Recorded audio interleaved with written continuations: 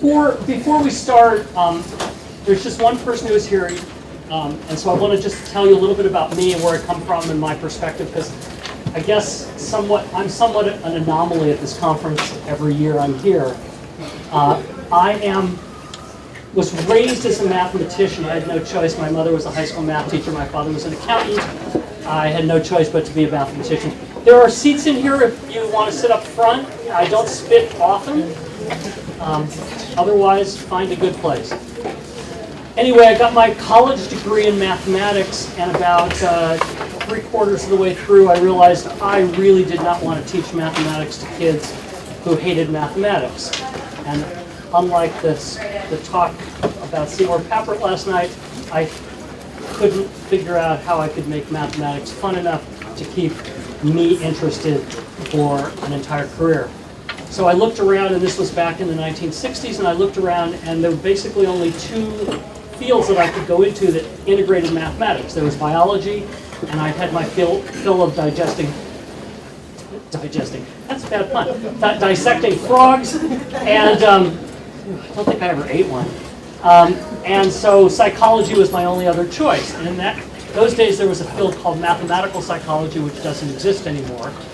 But I ended up going to graduate school in something called human information processing, which is really sort of my bent, the way I see the world. And so what you're going to hear from me today is a lot about what I call the psychology of technology, but it's really the psychology of how your brain works when you're dealing with technology. So I'm sort of stalling, letting people come in because it is early and everything. For those of you who just came in, relax, sit down, find a place. I don't spit. There's 3 seats. And again, feel free to stop me at any point. Do know that if you're one of those people who likes to hold up your iPad and take pictures, you don't really have to, because I'm leaving all my slides with Shabi, and she will make the slides all available, and they're videotaping, and I'm assuming that they'll even make the videotape available if you really want to hear me one more time. Or if you want to play it for other people, I don't really care. So it doesn't look like there are too many other people climbing up. So what I'm going to talk about today is a variety of things, and I'm going to try to cut across a bunch of topics to give you an idea of what I think is probably the most important issue in dealing with kids and technology. And I want to put a little asterisk about kids, because I do believe you'll find out that we're really not dealing with kids and technology, we're dealing with all of us and technology. Having said that, don't silence your phones if you don't want to. Feel free to text away during me talking. Feel free to surf the web, do anything you like. Hopefully by the end of today I'll explain to you when you should choose to do that and when you shouldn't, because that's really the critical issue. So I'm going to first talk about why students do multitask. I'm going to give you some data and hopefully some compelling evidence. I'm going to talk about different generations, and then particularly both generations and culture, because they intersect in affecting how distracted we get. I'm going to talk about how students multitask while studying. We actually have some honest-to-goodness real data that either will scare you or will reinforce what you already know. I'm going to talk about how it actually impacts how they do, how they perform, which you might guess is terrible. I'm going to talk about why it's so difficult for them to pay attention, particularly from inside their brains. I'm going to talk a little bit about health and what it does to us, both physically and psychologically. And then I'm going to try to give you a model of how it is possible to put all of this together to help teach students, and I think by sort of fiat, to teach yourself how to focus, how to maintain health, and by health I really mean health of what's in between your left and right ears. So, first of all, technology itself is what's the culprit. We've always had a short attention span. I'm going to talk over here until I suck down this coffee, and then I will move more.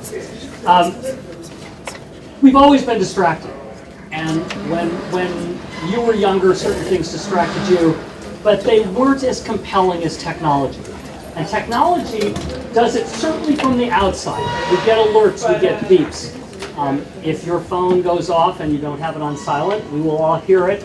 And my guess is if anybody's phone in here goes off, half of you will reach in your pocket to check to see if it was your phone that went off, because the notifications are often very similar. There's more chairs up here. There's at least two, and there's a couple of really nice comfy couchy things. And there's one there that's totally obscure. They'd sell that as a ticket to a concert and say partial view. You can move things around if you want. You can put chairs up here. I can move back. I can lecture from way back here. It doesn't matter. I don't want you to miss anything. Just don't steal my coffee. So it's no accident. But you know what? There's also beanbag chairs. Somebody serious. I just spoke last week at a conference called Wisdom 2.0, and this, I don't know if anybody knows what this is, but it's sort of a hippy-dippy, weird kind of meditating conference. All the biggies in meditation were there. And I get up on this big stage, and there's like 2,000 people there, and down in front there's like 50 beanbags. And people are just lying back in the beanbags watching me. Very, very calming. Anyway, so we get these alerts from our smartphones, and it's no accident that alerts can be customized. You can have customized ringtones, you can even customize vibrations, you can customize, you can't see anything from there. I see you. Yeah, but you're missing the screen totally. You sure you want to? You're an auditory learner.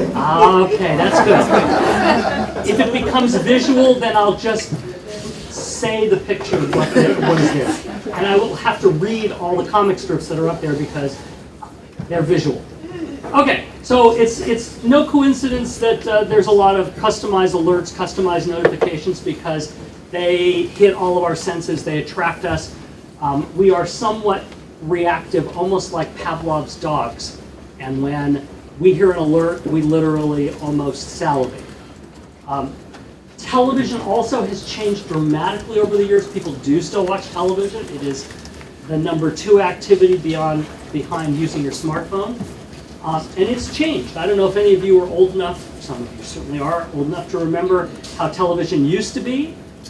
Slow scenes, long scenes, 2-3 minute long scenes. If you don't believe that, go back and look on YouTube and pick something like Father Knows Best or Leave It to Beaver or Perry Mason or one of those shows, and you will be bored out of your mind in about 10 seconds.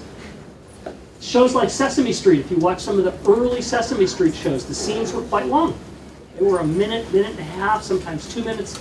Now the average scene is about 45 seconds, which is probably the limit of most kids' attention span. I'm much more interested in what happens inside here. And I'm going to spend a lot of time talking about what happens inside here, both structurally and biochemically, because I think that's really what's going on in our world. And inside the brain, 2 things go on. One is your mind wanders. Some of you may be wandering minds right now at this point. Hopefully I haven't bored you so much. But your mind is always wandering. And when it's wandering, by the way, if we put you in an MRI tube, we can actually see your mind wandering. We can see a particular part of your brain, actually 4 parts of your brain, all activated at the same time, which means you're daydreaming, your mind's wandering, but it also can mean you're being very creative, you're being very intuitive at that moment. But the other thing that's happening, and I think when we talk about kids, this is the critical thing. Inside our mind, we are always thinking. We may not verbalize what we're thinking, but we're always thinking. And when we talk to kids and do studies with kids in the educational arena, what they tell us they're thinking about almost always is some form of electronic connection. So, for example, we'll hear things like, we'll put a kid in a room and have them do a task and then give them a break and not let them speak, and we'll say, well, what are you thinking about?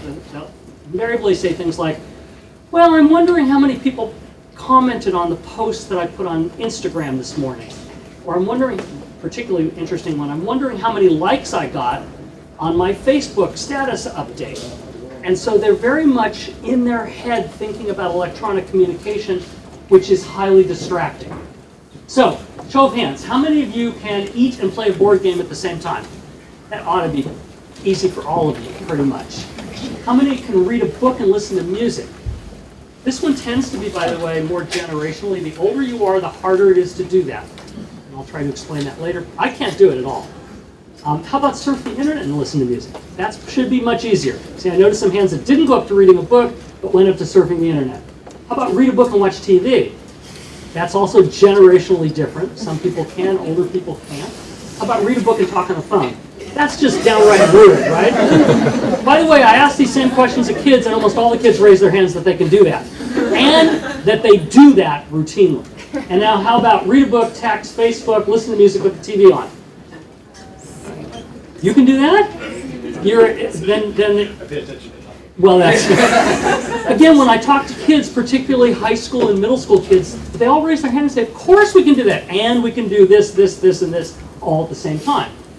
So the power, it's easy to understand the power of internal distractors if you look at what happens and what the difference is between actually hearing words, speaking words, seeing words, and then thinking about words.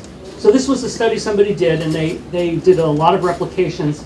And anytime, well, you know MRI plots, right? The darker the color, the more activity going on in that area, which really just means that there's more neurotransmitters being transmitted between neurons.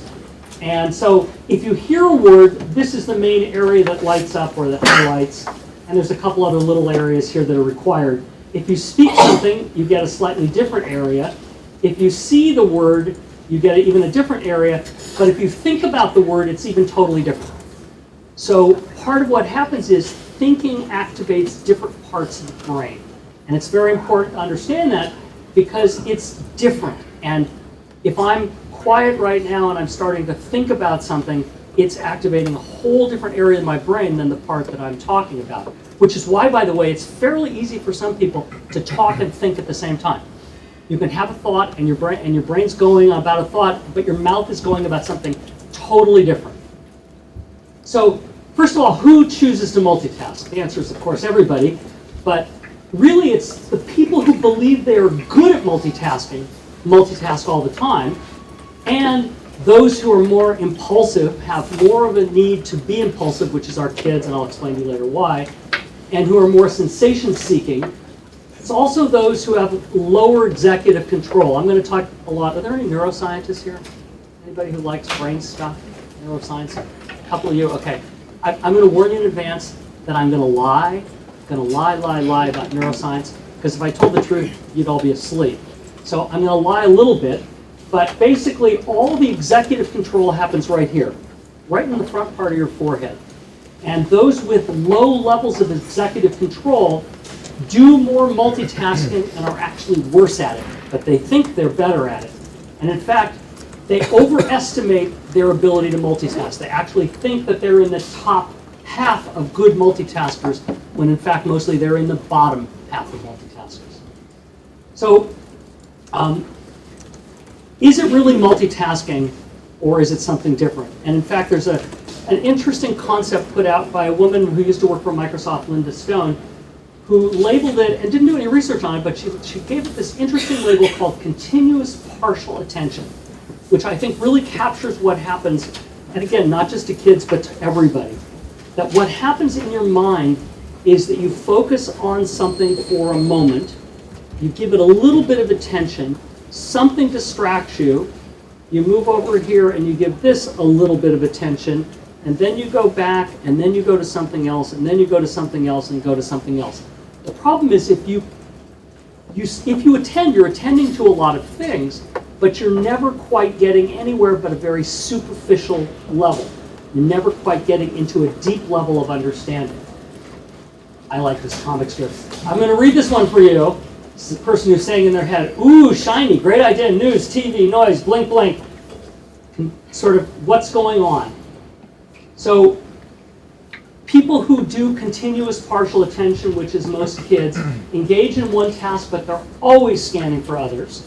Always. They're switching, and their decision to switch is often related to what's called FOMO, fear of missing out. And particularly among people who are much more highly connected electronically to communication modalities. And by that I mean email, texting, Facebook, Instagram.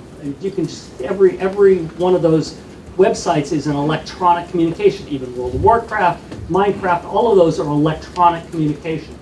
Fear of missing out is something real. It leads to impaired decision making. You can't make good decisions if you're continually attending to something only minimally.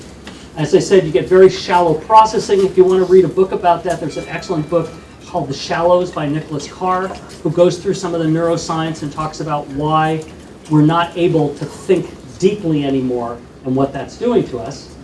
Inability to focus on one thing at the same time.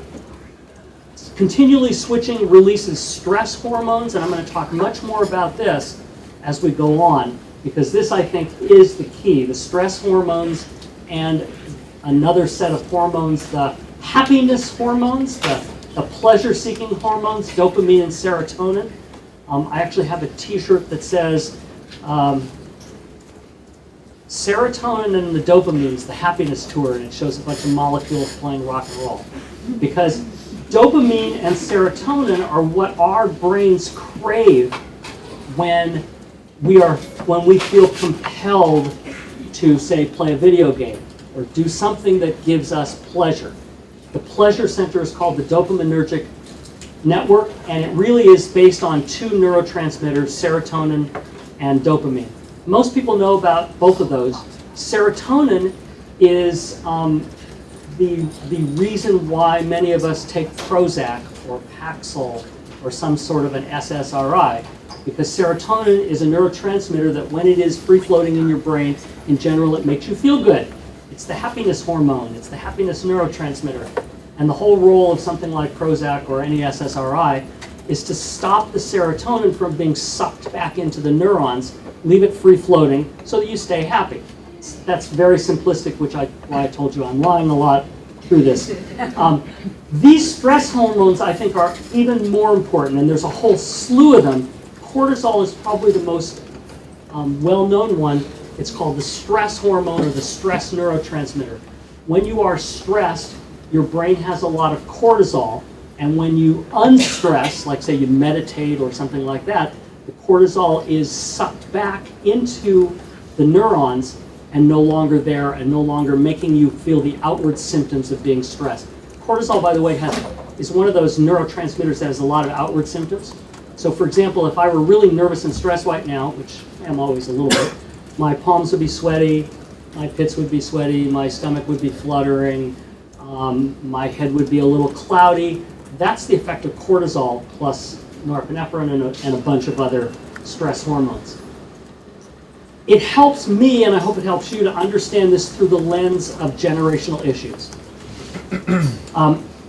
We have been studying the issue of generations for generations, it seems like, because we feel in our research lab that the fact that we have different generations right now is driven by technology.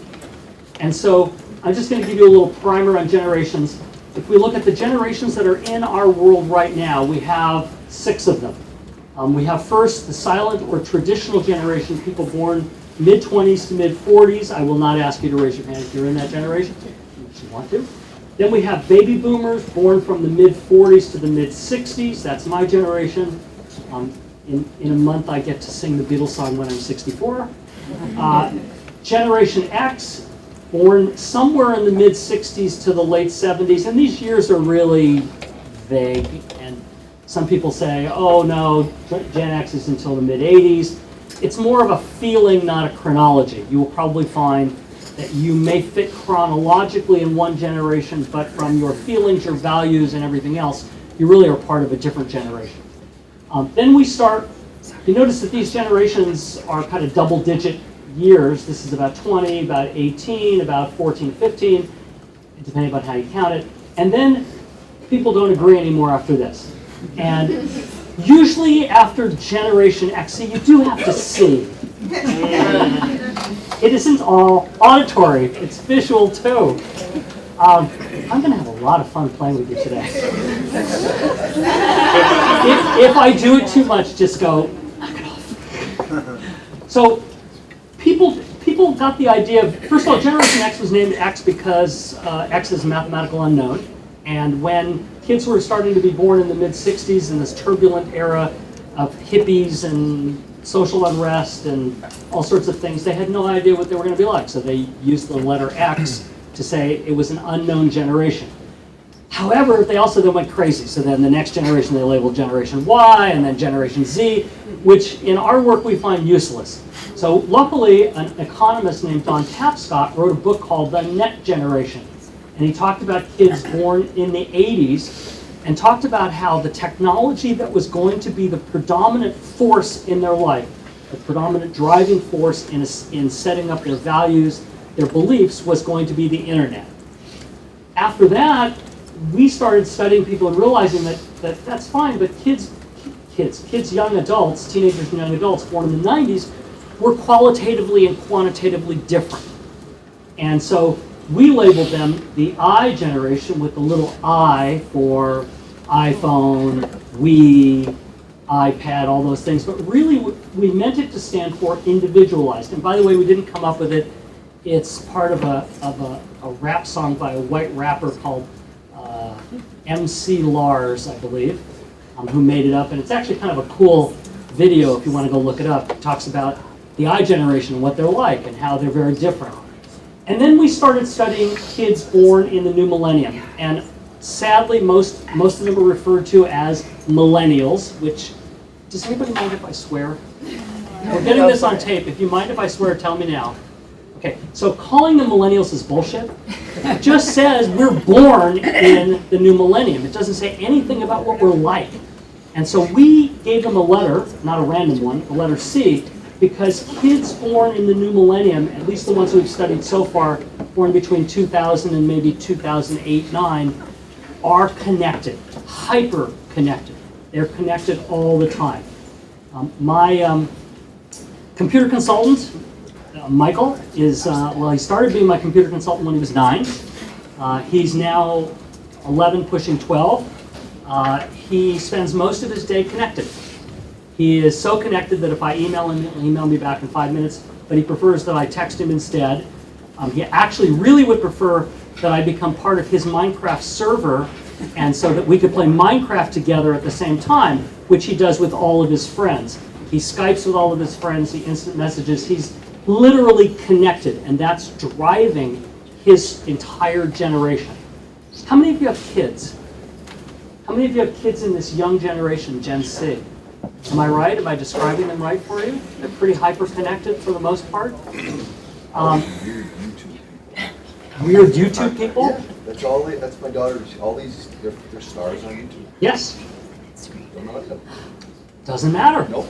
No, it doesn't. It doesn't matter. It's part of their hyper-connected world. It's part of what they do. By the way, watching videos is one of the top activities of this generation. Oh, you're taking pictures in spite of the fact that I said you don't have to. You can. I'm just making. I'm sorry. You want me in the picture? If I can't have fun with this, then I don't do it. So one of the things that we have always done in our studies is we have looked at how people use technology. And one of the things that we have looked at is multitasking. Now, that word multitasking is totally wrong. Nobody really multitasks except under very specific situations. I can walk and talk at the same time. Sometimes I will stumble, but I can in general walk and talk at the same time because walking is an automatic thing. We learn to walk, we know how to walk, we don't think about it. It takes very little brain processing power, leaving a lot of brain processing power for doing whatever the secondary task is. You can, for example, drive a car and listen to music, because driving a car is almost automatic. It takes very little brain power. Can you drive a car and text at the same time? Even if you're looking there, can you drive a car and text at the same time? Is it illegal here? No. It's illegal in California. Nothing driving is illegal here. I've understood now, after coming here 3 years in a row, that even stoplights don't mean anything. They're just sort of mild suggestions that you might consider stopping here, but go ahead anyway. I actually get scared walking across the street. I'm at the Sofitel, and I get scared walking across the street because cars don't stop for you. In California, people have the right of way. Here, cars have the right of way. So one of the things that we ask in some of our studies is we say, look, imagine that you have a few minutes of free time. Here's a big checklist of things that you might choose to do, some of which are technological, some of which are non-technological. And we ask, which of these things do you think you would be doing in this short few-minute period of free time? Trying to get a handle on how many tasks people think they can juggle. And as you can see, baby boomers, 4 to 5, but they're very different kind of tasks. They're things like make a cup of coffee, watch a little TV, read a book. They're non-technological kind of things. Gen Xers, you can see, it starts to get up above 5. Net Geners believe they can do about 6. The older teenagers in the I generation believe they can do 6.95 things at the same time, and they believe they can do them effectively. I will tell you later why they can't do them effectively, but they believe they can.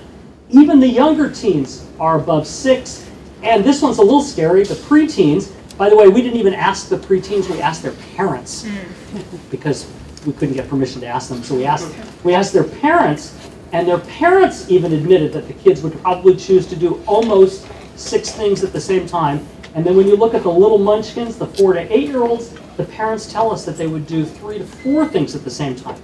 So we also ask a similar kind of question, but a little more focused, trying to get at what would you do if you were doing something important. So the gray bar, we asked all of the students. We had students who were baby boomers, not too many, Gen Xers and Net Geners, and we said, imagine you're studying for a final exam. And this is a make or break final exam.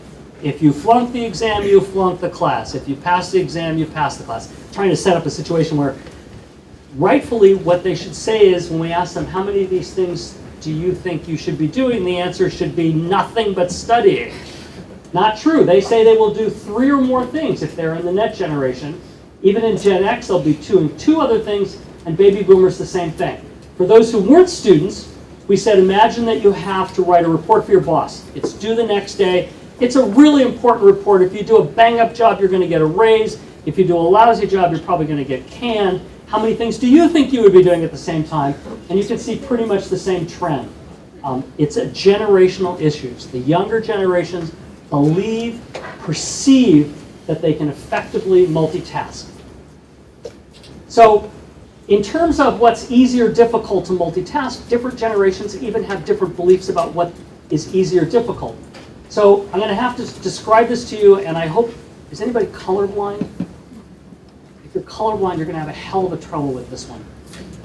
So what we did is we took members of 3 different generations, lots of them, and we had 12 tasks, some of which were technological, some of which were not, and we paired each one together. So we would say, how easy, see, he's moving forward because he really wants to see now. Color is not auditory. I can't make a sound to make red, green, and yellow. So we would take each of the tasks and pair them together. So for example, I might say, how easy or difficult would you find it to be online and text at the same time? Be online and watch TV at the same time? Be online and play a video game? We had all 12 of them matched together pairwise, a very difficult task. And here's what we found. So let me describe this to you. This is baby boomers. This, for example, this line is online surfing, and this says, how easy or difficult is it to do both that and be offline doing computer tasks like word processing, spreadsheets, things like that, where you're not online. Doing emailing with web surfing, doing instant messaging with web surfing, telephoning with web surfing, all the way across. The top half of this is exactly the mirror image of the bottom half. Pay attention to the colors. Red means they found it difficult to pair the 2 together. Yellow means they found it moderately easy, moderately difficult. Green means they found it easy to pair the 2 together. So for example, this box right here says that they found it relatively easy to listen to music and surf the web, which most of you raised your hand that you could do that, right? Which ones do they find difficult? Well, this is pleasure reading they find difficult to do with almost everything.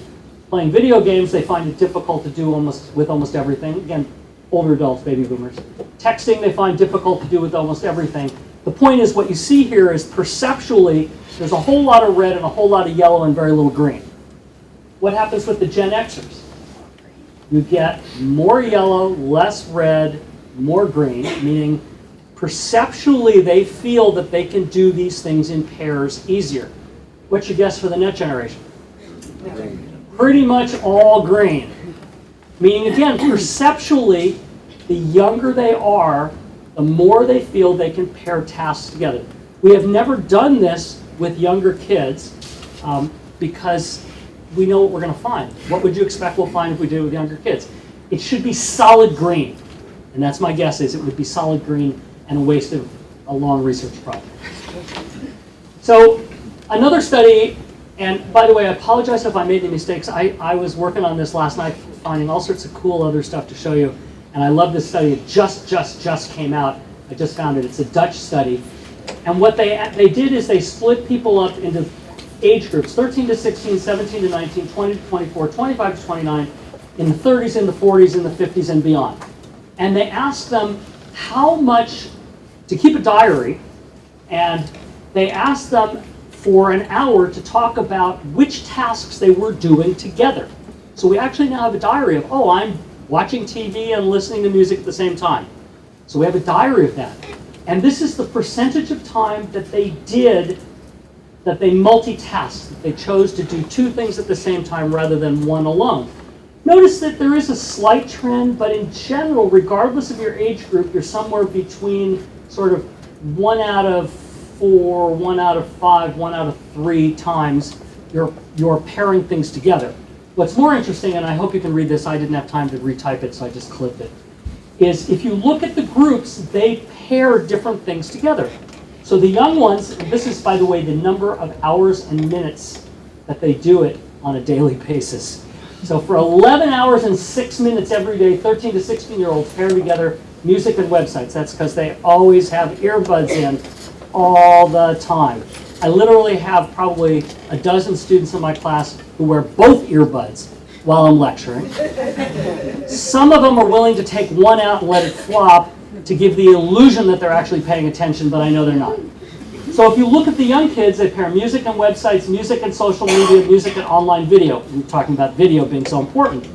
As you get older, email and websites, social media and websites, email and music, and you can see when you finally get to the old folks, it's email, websites, email, and radio. Radio, what's that? Young kids have no idea what a radio is other than something that you listen to on your smartphone. And then there was a tie, email and TV and newspaper and radio. I don't know how many people actually read physical newspapers. Most people under the age, I do. And I read physical books too. But that's because I'm old. And it's part of my generation. It's what we do. Young kids don't do that. They don't read anything physical on paper. My students get really upset if I try to get them to buy a book for a class and it's somehow not on an online version or a Kindle version or an audio book or something. They just refuse to buy it.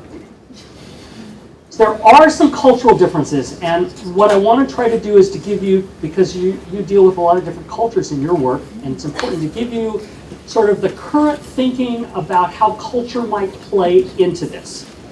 So first of all, there are two basic kinds of cultures: polychronic cultures and monochronic cultures. Monochronic cultures are basically those cultures that believe in doing one thing at a time. If you ask them the question, would you prefer to work on one thing a little bit and then switch to something else and go back and work on something and switch to something else, they will say, no, I prefer to work on a task until it's done. I schedule time to do it. They have to-do lists, very structured. They're very highly focused. They're not very interruptible. They tend to like to work behind closed doors. If you want to watch them work, you have to go into their private space. They tend not to go to the library, for example, because it's too distracting. And they really believe that work is work and the work is really important. In general, the research, and again, you feel free to argue with me about this because the research is sort of fuzzy, but we find that people claim that much of the United States is a monochronic culture. I'm not sure I agree with that. That's why the question mark's there. The research shows that some of Northern Europe, particularly Germany, England, Switzerland, and almost all of Scandinavia are monochronic cultures. Canada is a monochronic culture, and much of Eastern Asia is considered monochronic cultures. Again, this is the culture as a whole, not kids, because kids are probably all polychronic. Polychronic lifestyle is different. This is somebody who prefers to work on something, switch back, forth, back, forth. They believe in unstructured flex time. They prefer to work on their own schedule. If they work for you, If a polychron works for you and you assign a project and you say something on the order of, I'd like to get updates every week about how you're doing on the project, they will never do it because they don't believe in that. Polychrons believe that a due date is all that's important. They will finish the project by the due date regardless, and it's not important, and you have no right to ask them because they will do a good job. They promise you they will do a good job, and polychrons in general have much less sleep than monochrons because they're doing everything at the last second. They believe in open doors. They love to have offices where cubicles that have open walls, open doors. It's much more important to them. They believe that everything kind of blends together. Work, family, everything is all part and parcel of the same thing. They flip back and forth between work and family and work and friends and jobs. And in terms of what are traditionally considered polychronic cultures, you get much of the Latin American cultures, France, Russia, Mexico, the Arab Middle East, Africa, and other parts of Asia, including India. And again, feel free to argue with me because this is just research and they're just sort of averages taken over lots and lots of people. But it is important to recognize that when you're dealing with someone, you're not just dealing with someone coming from with their values coming from a generation, but it's coming from a generation with a culture overlaid on top of that generation. Never heard this stuff, have you, Shavi? No, I haven't. This is news to me. Interesting, huh? Told you I'd add some new wrinkles this year. If they had a computer, how many windows were open? What was the main window open that they were looking at? If there were two windows side by side, what were the two windows that were open? If they had their phone next to them, were they on their phone? Were they texting? Was the TV on? We looked at everything. Then at the end of the 15 minutes, we also gave them a measure of how much technology they used every day on a typical day, whether they had study strategies, specific strategies that they used to study material. Did they prefer to task switch, which is a really stupid survey that says something like, do you prefer to work on something for a few minutes and then switch to something else and then switch back? Or do you prefer to work on something until it's done and then move to something else, until it's done, and then move to a third thing until it's done? And at the very end, we ask them their GPA. Okay? So here's the results. I have to describe this visually to you. Minutes 1 to 15. At every minute, we measured what percentage of people were on task or off task. Now, first, you can't see this, but this is the 70% mark. So even though they were studying something super important, the average was around 67, 68% that they were able to study. 68, 67% of the time they were able to actually focus. Okay? By the way, there was no difference between middle school, high school, and college. They all did the same thing. So what happened? Visually, for the first 3 minutes, as good as they could do it, they focused. And then they get distracted. And then they try to focus again, but something happens about that 8, 9, 10 minute, and they get very distracted. And then they start to focus again. In fact, their biggest focus was towards the end, which we think it's because they're going, oh my God, I'm supposed to be studying, and I haven't been studying. I better look like I'm paying attention. But even then, they can't do it. They start to tail off, and we're pretty sure if we'd kept going to 20 minutes, this would have gone up and down and up and down. On the average, about 3 to 5 minutes of focus before they're distracted. What distracted them most? Everything was technological. Email, text messages, something on the computer. Everything was technological.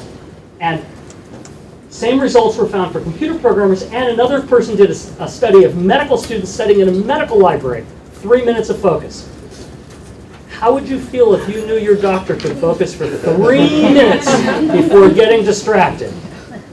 That would scare the crap out of me, I'm sure. So the other thing we did, as I said, is we looked at what was on their computer screen. And this is the number of windows that were open across the 15 minutes. Notice what happens. As they start to study, they start opening more and more and more windows until right here, which by the way is that 8 to 10 minute mark where they got the most distracted, they have the most windows open. And then it starts to tail off, but we think this is because they think, oh my God, I have so many windows open, I must look really stupid. I'm going to start closing them so I don't look bad. The most off-task students had the most windows open, the most distractors in their world. So we wanted to see And I thought this was a dumb idea, quite honestly. Sometimes my students come up with good ideas. Sometimes I think they're stupid.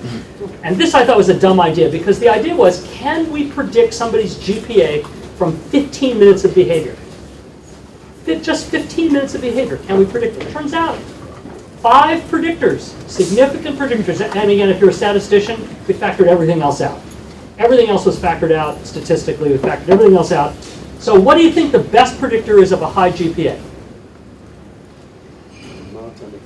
Amount of time they can focus. Those who stayed on task more of the 15 minutes had a better GPA. Very good point for your students. Second, if they have study strategies. Those who had study strategies had a better GPA. Those are the only 2 good ones. Now for the 3 bad ones. Those who preferred to task switch, work a little, switch, work a little, switch, worse GPA. Those who consumed more media during the day, worse GPA. Now, we also looked at which websites they visited. We looked at what's the main website in the middle of their screen at every minute. And we looked to see if any website, any specific website, whether they visited once, twice, 3, 4, 15 times, did that predict a lower GPA. Only one website predicted a lower GPA, and it didn't matter whether you visited it once or 15 times. Guess? Facebook. Facebook. If they visited Facebook 1 or more times, they had a lower GPA. Why? Go back to those 2 kinds of distractors, the external distractors and the internal distractors. What is distracting these students is thinking about electronic communication. And at the time we did the study, which was a couple years ago, Facebook was the vehicle for all these students. Not ready to move yet? Nope. Are we staying? We're okay? Yes, we can stay. Nobody has to move. All right, good. We're in great shape time-wise. So let me give you another study that I think is going to also add a little bit to the picture. This is done by a woman named Laura Bowman and her colleagues at, I want to say, Western or Eastern Connecticut State. I can never remember. Very interesting study. Students come in and they're randomly assigned to one of 3 groups. First group is the control group. They read on a computer a chapter from a psychology textbook, and they take a test. Simple, normal, simple. Second group, we call it interruption group 1, comes in, they do an IM conversation with a Confederate in another room. Confederate asks them questions, they respond. Confederate asks questions, they respond, blah, blah, blah. And then they read, and then they take a test. Third group, the interruption group 2, is the important group. They start reading, and then at some point, just like normal kids, they get interrupted with an instant message conversation. Exactly by this way, the same instant message conversation. Same questions, time to be about the same amount of time. Then they go back to read, and then they take the test. By the way, no time limit. You read until you're ready for the test. All right? So, question for you. Who took longer to finish the chapter and the test together? Control group, first experimental group, second group. Second group, right? Sure. Why?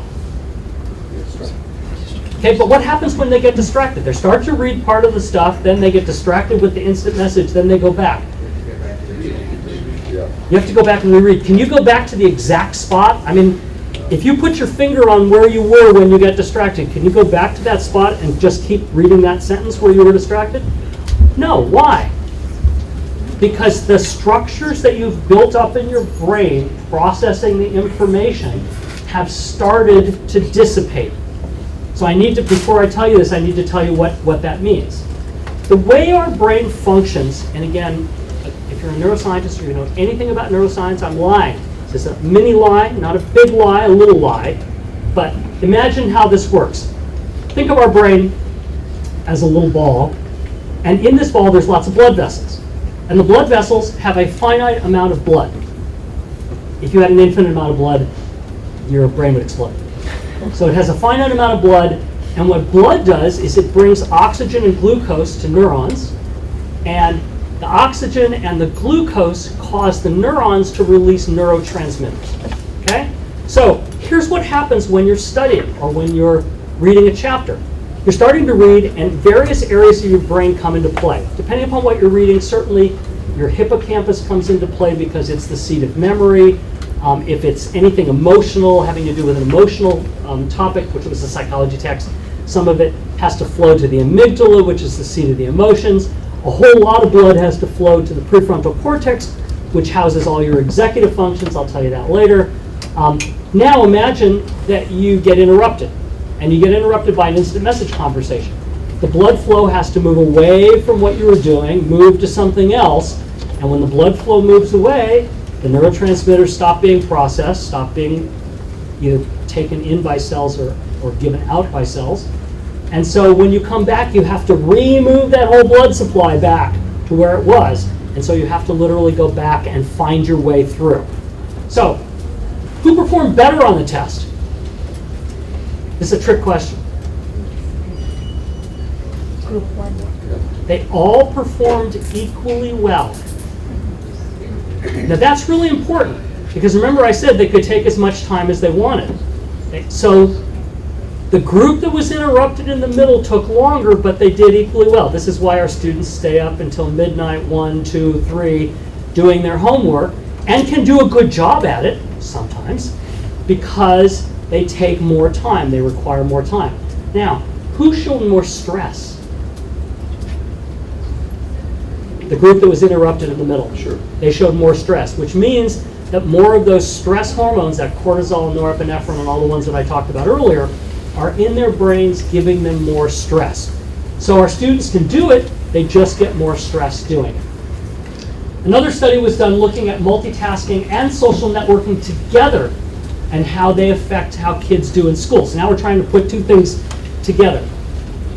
They used US and European university students. This was done by, I forget his first name, Karpinski, who does a lot of work in this area. He's in, I want to say Germany, I think.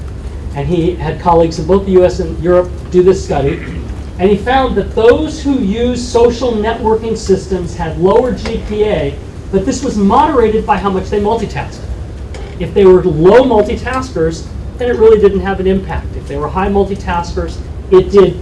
Only found in the US sample, not in the European sample. For the US students, those who multitask more had lower GPAs, period. Regardless of how much time they spent on social networks, lower GPAs. The non-multitaskers, the ones who didn't multitask, had higher GPAs, and the highest GPAs if they were a little bitty multitaskers on social networking.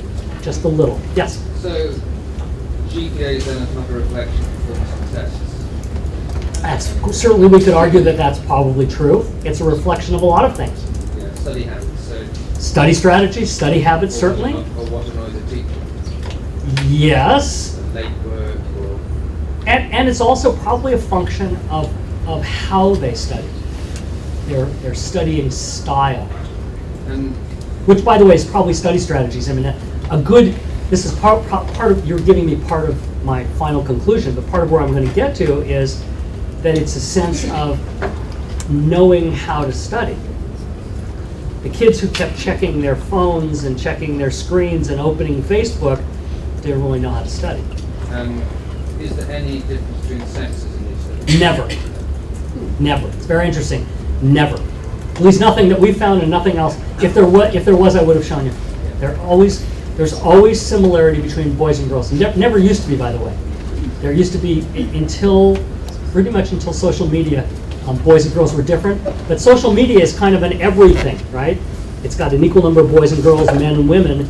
It's non-discriminatory. Everybody does it. My mother does it. She's 86. So what are some of the possible effects on students in doing this? It's possible that their social skills are impaired. And if you want to read any more about this, two great books. Gary Small wrote a book called iBrain. You're going to see Gary talking later on one of the videos. Sherry Turkle wrote a book called Alone Together. Both of them are very good books, but they both have the same theme, which is if we are doing most of our communication behind social network screens, behind email screens, behind texting screens, behind screens, when we look at that screen, what do we see reflected in the screen? Our face, right? Do we see the person at the other end? No. What are we missing out on if we don't see the person at the other end? We're missing out on about 95% of the cues that we know go into communication. I see you shaking your head. That is a cue to me that says, you got what I just said. You just smiled. I got a cue from that. We get these social cues all the time, but if you realize that kids are predominantly communicating electronically, then they are not getting the social cues. And so one of the things that we have to worry about is their social skills may be impaired. We talked about this. They may have shallow thinking because they're doing this continual partial attention. Want more, read Nick Carr's book called The Shallows. Very good. They also may have disruption in the development of what are called stage or stage-sensitive brain pathways. Really, that's your prefrontal cortex. And there's lots of people who make this argument. Read Adam Ghazali, who talks about it a lot. Read Sarah Jane Blakemore, Alice Healy. They all make cogent arguments about why too much technology at a young age might influence the way your prefrontal cortex works. We're actually testing this right now. So if I come back in 2 years, maybe, I'll be able to give you the answer. Now, what happens to teenage brains in a multitasking digital age? NewsHour science correspondent Miles O'Brien has our look. It's a school night, and the 16-year-old Jane twins, Rocky and Anika, have a heavy load of homework ahead of them. So where to begin? How 20th century of you to think that way? The correct answer is do everything all at once. Well, right now I'm working on my physics lab and my Hamlet essay. Mm-hmm. I'm also on Gmail, Zoom chat, and on Facebook chat. Actually, everything and then some. I'm doing my math homework. I'm editing an article for the newspaper, and then I'll worry about the other stuff later. So you've got the Facebook, you have some chats going? Yeah. And then you've got three kinds of homework that you're working on at the same time? Yeah. The Janes are like most kids these days. It is second nature for them to be online, on the air, typing, texting, posting, perusing, constantly connected. Well informed? Yes. But perpetually tempted and, well, to my eyes, distracted. It's kind of addictive. It is, yeah. Like, I know it's bad. I know I shouldn't be chatting with you because it's there, you know? You gotta utilize your resources. Brains at a crucial phase in their development. But how? Neuroscientist Jay Geed hopes to have an answer before too long. The internet and iPods and Facebook and all of these video games and these changes are so recent in terms of human history that it's going to be very interesting to see how the brain adapts to doing all these different things, and often many of them at the same time. The Janes are part of a 20-year study Dr. Geed is conducting at the National Institute of Mental Health to better understand how the adolescent brain develops. All the participants come in every 2 years for a gauntlet of tests, including some time in a magnetic resonance imaging machine, which captures the development of their brains in vivid detail. So we're quite surprised to find that by age 6, the brain is already over 90% of adult size.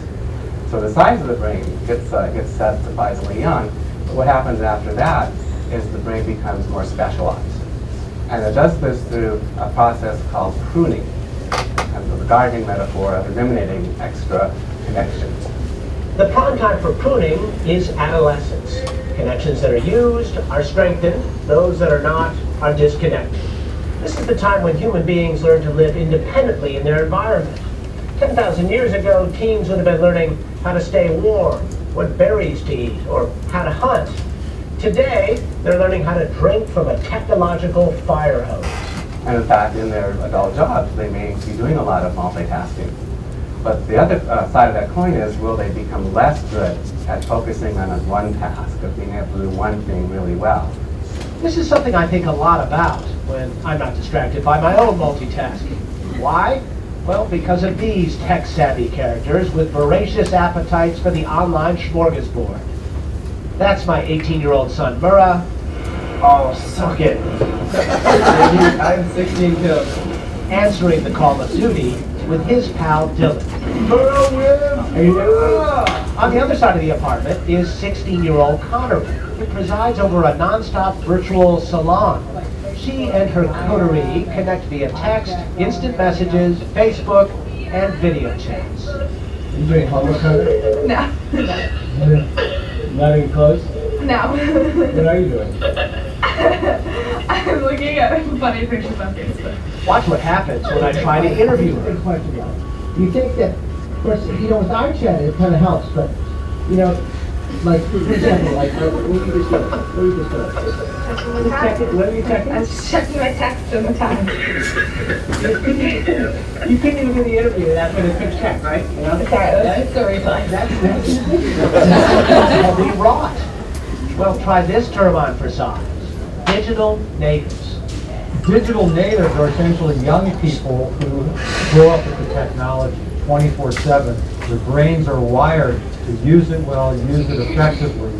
Gary Small is a psychiatry professor at UCLA and co-author of iBrain, Surviving the Technological Alteration of the Modern Mind. He says we're creating a generation of technology addicts, for real. You see, every time we do something new and fun, our brain rewards us with a jolt of a chemical called dopamine. It's the drug our body secretes when we do something pleasurable and or addictive. What the technology really does, it accelerates anything that is human, anything that we like. We can get addicted to being connected with other people through texting, through social networking, all kinds of programs that are very seductive to our brains. It is seductive no matter what the age, but is it efficient? Can we really multitask? Well, yes, with a caveat. We can do it, but at tremendous cost. You can't do two tasks as well as you can do each one separately. Neuroscientist Marcel Just is doing some groundbreaking research on the human brain at Carnegie Mellon University. So we pay a big penalty for doing two things at once. That's right. There's only so much brain capability at any one time, throughput. And you can divide it down as much as you want to, but the price will be even higher then. Like driving and talking on the phone. A few years ago, Just did a study on this. His conclusion, even an idle conversation takes a 40% bite out of your brain power. You might as well be drunk. So multitasking is not a myth, but efficient multitasking might be. Yes, multitasking with no cost is a myth. I think there's no free lunch there. Oh boy. A little nervous. But some people are better multitaskers than others, and it is harder for us non-digital natives, which is what brought me to Carnegie Mellon for a multitasking challenge. With headphones on, I tried to correctly answer a series of simultaneous questions like these. The song that Larry was beautiful was written by the famous popular musician Mariah Carey. There was a lot on the line here. I consider myself a good multitasker. Really should be if you're going to fly airplanes, as I do. So if I flunked this test, I would never hear the end of it. But only 40% of the students in the initial study passed. So 100% on left and right, and Right. 93% on dual. 93 on dual. So you got it. Oh, phew. Enough to save multitasking face and get me into the functional MRI, which images blood flow in the brain to show which areas are in use.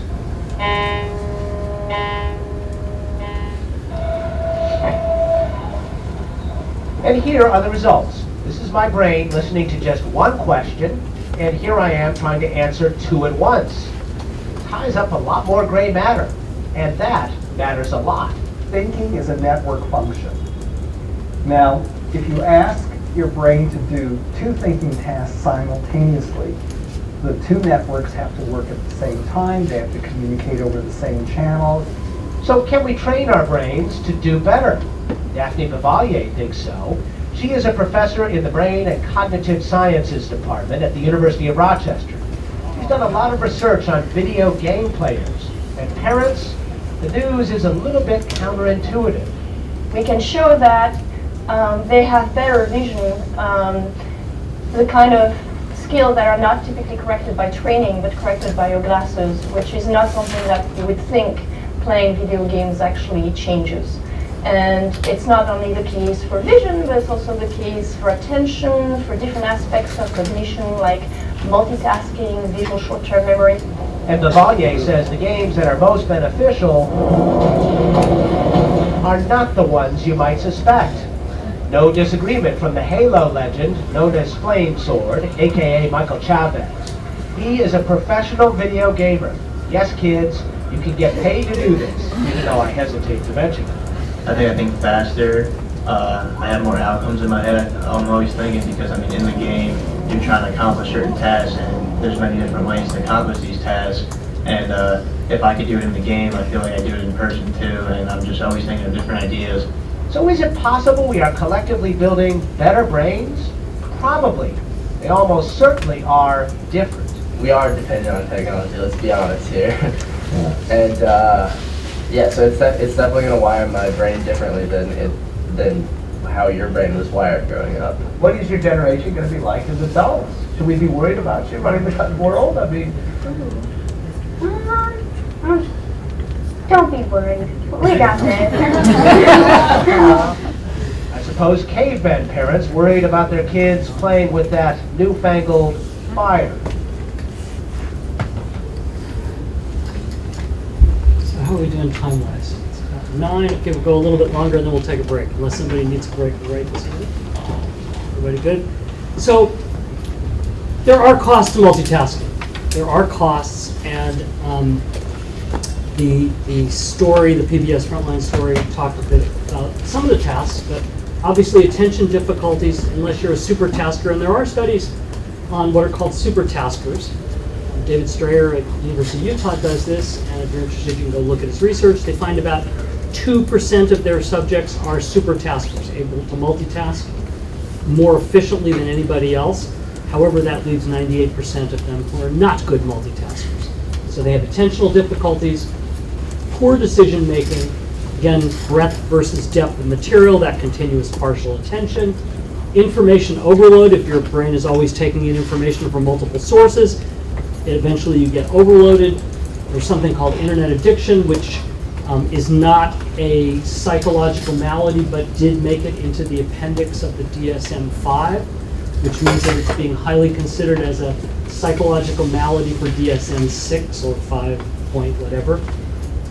Certainly poor sleep habits. I'm going to give you some data on sleep and how much kids don't sleep and why.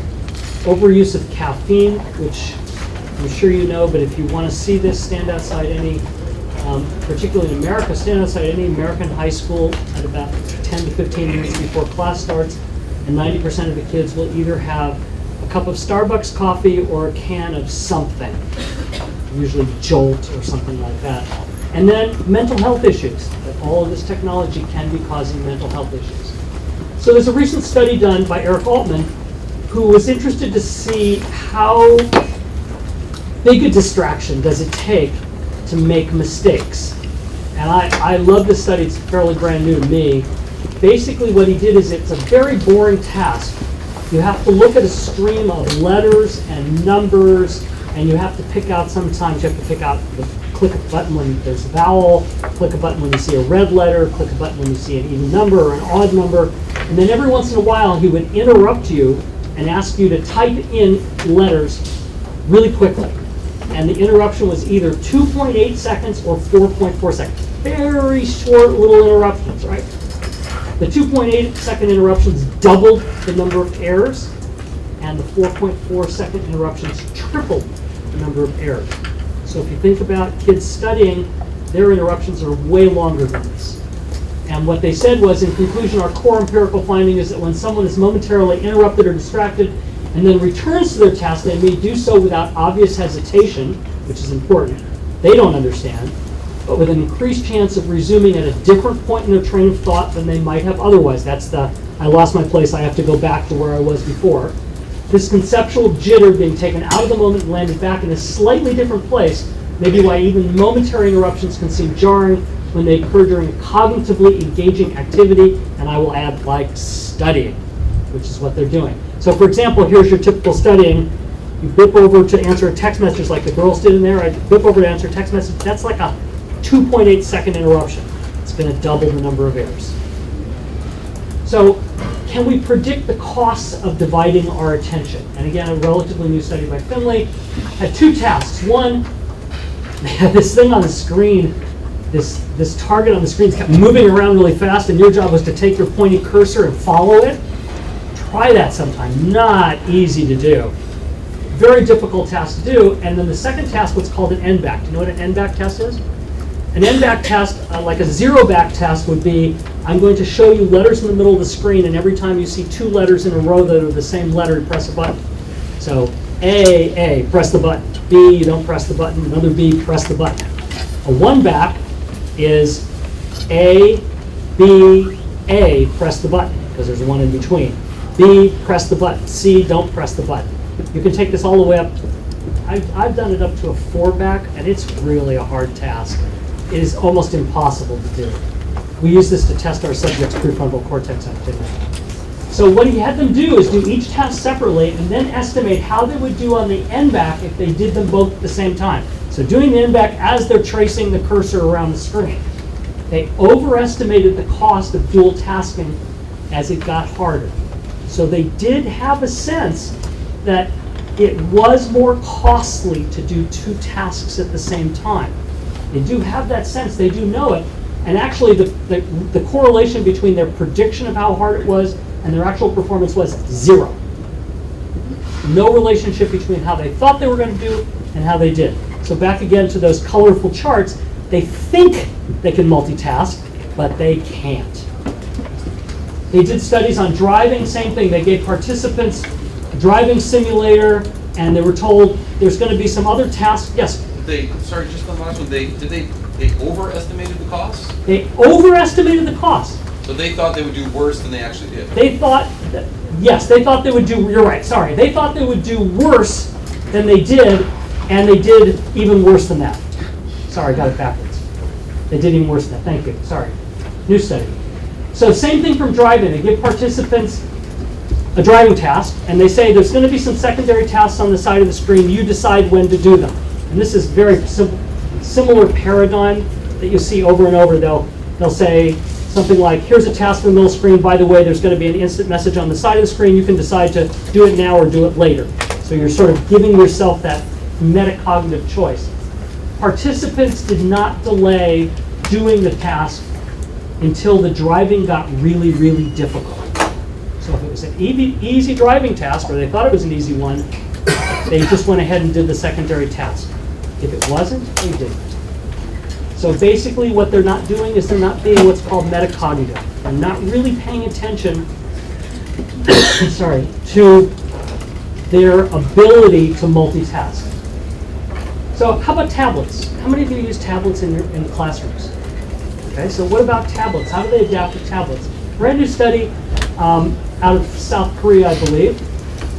They tracked new users in a school of tablets for a year and looked how they used them. And their observations, just simple observations of how they used them, reinforced that they were doing continuous partial attention. But the interesting thing is kids developed 3 different strategies on how to deal with that.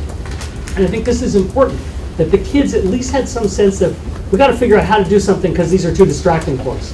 So the first strategy they called a preventive strategy, which is basically to close off everything else except what you're doing. So if you're working on writing something, then you close off all your other screens that you might have. You literally close the apps down so you're not even tempted to do them. Second strategy, what's called preemptive self-regulation. You literally schedule times to take distractions. You say, in 15 minutes, I'm going to allow myself to be distracted. That's something I'm going to talk about later. And then the third one was sort of an ongoing negotiation, which turns out where most of the kids were. They were struggling with how to deal with it. They didn't quite know how to stop being distracted. And the study concluded by saying the tablet was perceived to be both an efficient tool that maximizes the use of time and a playful device that is distracting. Yes? So just to clarify, the students came up with these strategies. Like it Yeah, they weren't taught them. Yeah, so it evolved, and then they were like interviewed to find out what. Yeah, yeah, it was a long.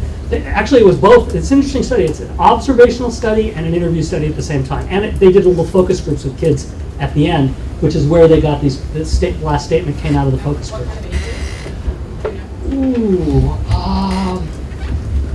I want to say early teen, preteen years. That's again. I just read this the other night. I'm an inveterate reader of research. Anytime I find something interesting, I throw it on a slide.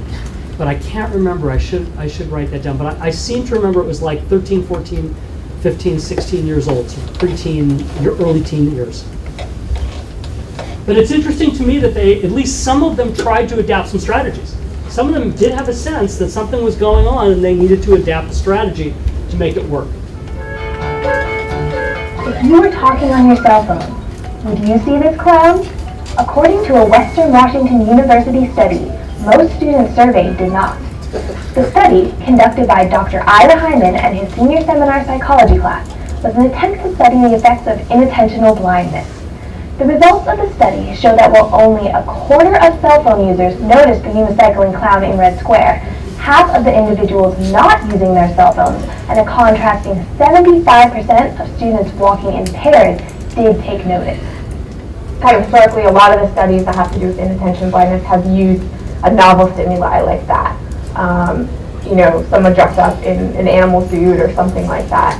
And we were kind of joking around about what we could do, can we get like a bear or something like that? Red Square. So students were like, oh, I have a unicycle and I have a clown suit. And then somehow, like a couple weeks later, we were standing out on Red Square with a guy unicycling around with a clown suit. So. Well, for me, there are two really important aspects of the findings here. One is just how bad cell phones make you. Even on something as simple as walking, the cell phone's disrupted. That you're substantially slower, you change directions more, you weave more, you're just not able to get there. You're also less likely to notice important stimuli. In a car, it's even worse. Because there are other cars, there are unicyclists out there are pedestrians out there. You need to be aware of these things. The other thing that's really interesting here is that people think they're doing fine.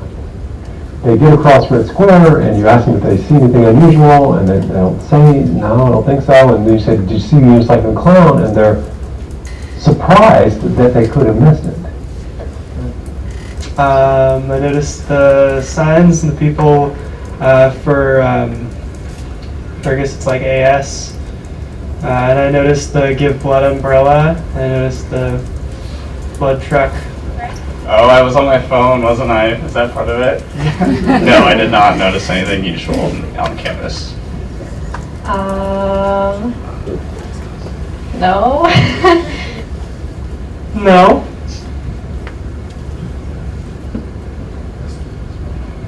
No. I think our results are particularly telling about how dangerous it could be to talk on a cell phone while driving. Driving, most of us have been doing since we were, 16, maybe 15 and a half. Walking, I would say the majority of us have been practicing since we were like 1. And yet, even with an activity so practiced and so familiar, people still had their performance affected by talking on the cell phone. I figure now that the conversation is important enough that I need to answer it while I'm driving, it's important enough to pull over for. Kira McKenzie understands the dangers of talking on a phone while driving.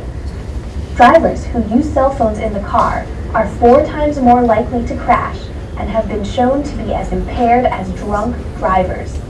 Hopefully, studies producing such irrefutable evidence will convince people that when they're on the road, they should leave their phone alone. I was going to add in here the picture of the woman who was talking on her phone, walking in the mall and fell into a fountain, but I thought most of you had already seen that. Has anybody walked into a wall or a pole while they're talking on their phone? Come on, you guys did it. I have. Most people have, I think, or at least almost walked into a wall, almost walked into a pole. It's very dangerous. So this is the monkey business one that you guys are probably familiar with. Watch it Count how carefully many though. times the players wearing white pass the ball.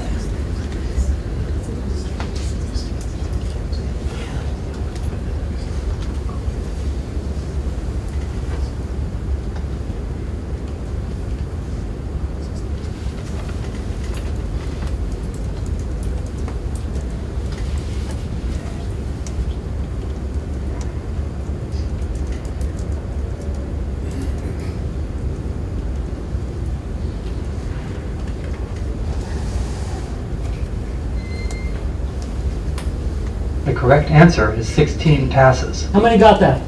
Congratulations. Did you spot the gorilla? Yes. For people who haven't seen or heard about a video like this before, about half missed the gorilla. If you knew about the gorilla, you probably saw it. But did you notice the curtain changing color or the player on the black team leaving the game? Let's rewind and watch it again.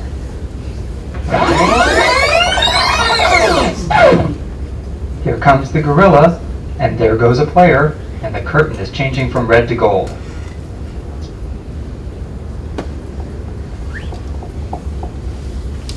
When you're looking for a gorilla, you often miss other unexpected events.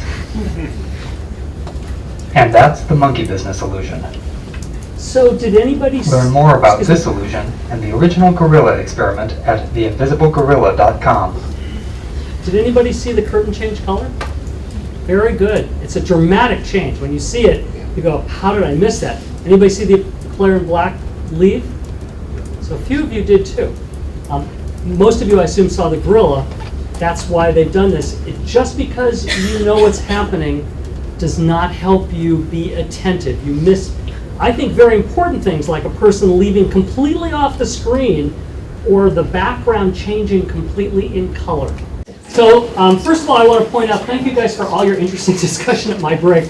I find it fascinating, and if you find things like other videos or articles, the park study, what did you say the park study was? 35 young adults in that park study. It was not teenagers. I have to go change my slide next time. This is what happens when you do stuff at 3 in the morning. Anyway, if you find other things, people have shared different videos, just please send them to me. You can Google me. I love getting stuff like this because I think videos and then just research can be much more compelling than just hearing somebody talk about their theories. So, all right. So in the gorilla study, only 44% noticed the gorilla. Period. By the way, all of you did because you're all familiar with it. But interestingly enough, when they did brain scans of people watching this on a screen, they found more activity in the multitasking area, meaning as you're trying to multitask, you're trying to watch all those passes going, you're going to miss the gorilla.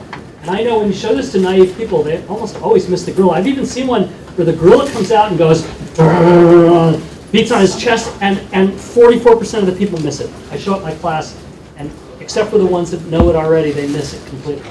And it's pretty astounding. So let me talk a little bit more now about some kind of other issues that are all part and parcel of the same thing. And there's two studies, I think, that point out about gratification and delayed gratification. And delayed gratification is just an internal prefrontal cortex process that says, I need to be gratified. And if you heard before, gratified means, in general, I need dopamine. That's what it says. I need dopamine. So I want to talk about two studies. One, I'm sure you know, this one you may not know. It's called the University of Copenhagen study. They took two groups of students, brought them into a laboratory. They were in front of computers, but there were walls blocking off each computer, little cubicles like. And one group watched a funny video, and it was made to be really funny, and so the group would laugh. They made it fun. They found the funniest video they could. People were laughing hysterically. The second group were not allowed to watch the video. All they saw on their screen was the link to the video. And they were told, just sit there. So the idea is then this one group can't do it, and so they're listening to all the laughter, and then the task is the same task with basketball passes. And they try to count the passes. You guys, almost everybody got 16, right? Is that right? I mean, pretty much everybody said when they said they got 16. The group two, the ones that were not allowed to watch the video, but were told they would be able to watch the video soon, miscounted. So part of their prefrontal cortex was busy sort of anticipating being able to watch something that was going to be really funny and was going to really help them. Then the other one is the marshmallow study. How many people know the marshmallow study? No, not all of them. That's good. Okay, so late 1960s, early 1970s, Walter Mischel, Stanford psychologist, took a group of 4 to 6-year-olds, 600, actually it's 600 plus, I can't remember the number, somebody will look it up for me. And you're going to see a video of how it works, but he stuck them in a room, and in front of them was a little plate with a marshmallow. And the experimenter came in and said, there is a marshmallow, you can eat the marshmallow now, or I'm going to go out for a little while, and in some of the experiments it was a marshmallow, some was pretzels, different combinations of things, but the marshmallow works. Said, I will be back in a few minutes, and usually it was about 15 minutes. So it was an appreciable amount of time for a 4 to 6-year-old. And they said, if you don't eat the marshmallow, I will give you another one also, and then you can eat them both. So you get 2 marshmallows. And the marshmallows were very attractive. So only 33% of the kids were able to delay gratification. Although I have to tell you, they show some of this on the video. It's hysterical. Some kids are very clever.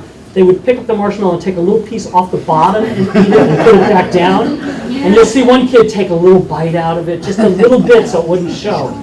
But they weren't able to delay gratification. But the interesting part of the study is then they track these kids for 50 years. They're continuing to track them, by the way, for 50 years. So they break them into 2 groups. Those who were able to delay gratification and not eat the stupid marshmallow, and those who weren't able to delay gratification and ate it quickly, usually. So, high school, higher SAT scores.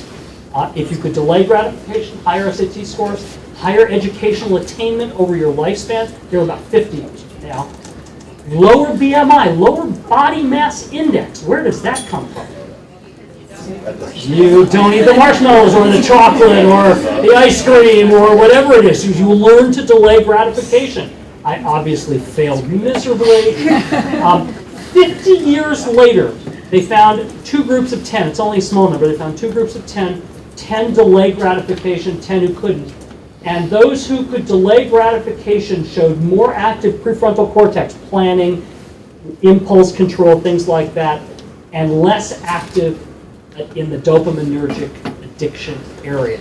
So this is really sort of, you can think of it as sort of a personality characteristic that's long-standing. Do those 2 groups of people know which group they were in? 50 years later, do they know they were the kids who delayed or not? No, they said you were in a study with marshmallows way back, and we want to do tests with them. And they actually brought them back out, I believe, this is remembering back even from graduate school, I believe every 10 years they retested them, but it could have been more often. And somebody I'm sure will look it up right now and tell me I'm wrong.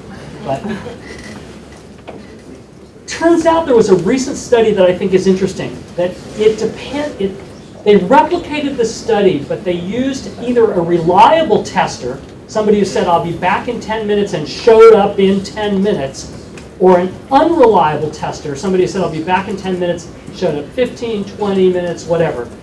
And they said, it turns out that those with the reliable tester did better. They delayed gratification. And their argument in there was they equated it to a reliable parent. So the parents, and I tell this to parents who set clear boundaries and stick to them, their kids are going to be better functioning. Isn't that interesting? I don't know about you, but when I was raised, my parents would say, you're grounded for life. I was never grounded for life. Or you can't watch TV for a week, and then 2 days later say, oh, you can watch TV. That's an unreliable parent, right? Somebody who says you're grounded for 24 hours, and they make you grounded for 24 hours, that is a reliable parent. I talk a lot to parenting. Here we go. Here's the marshmallow study. So much fun.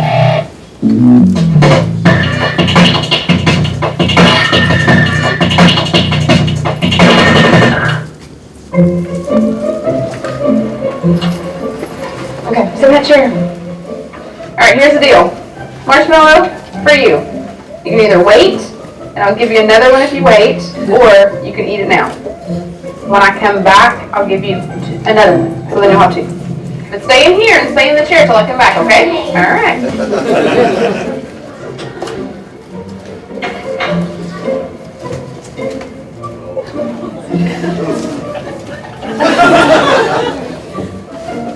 Kids are adorable.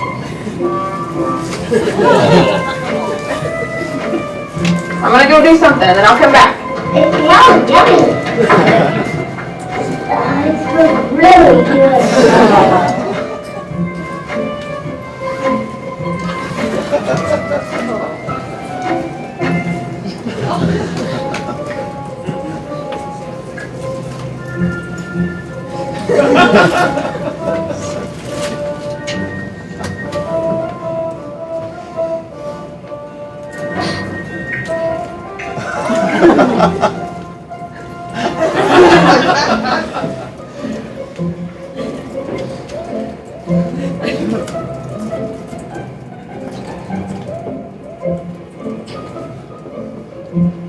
Alright, so it's up to you. You can have it now or you can wait.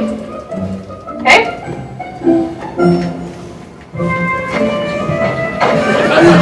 Be back. Stay in the chair, okay? Okay.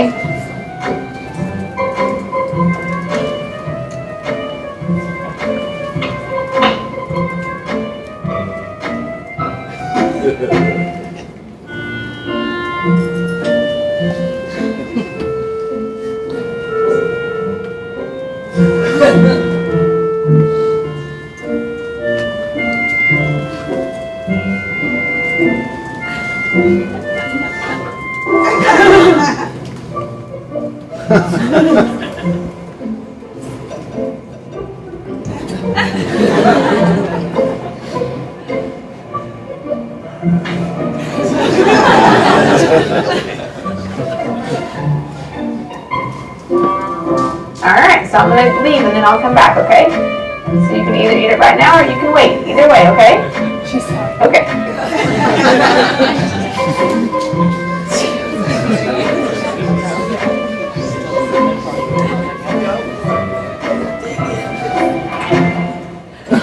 How'd you do? Did you do good? You did? You wanted to eat it, didn't you? Yeah. So did I tell you to give you another one? Okay, now you can have both. You need them.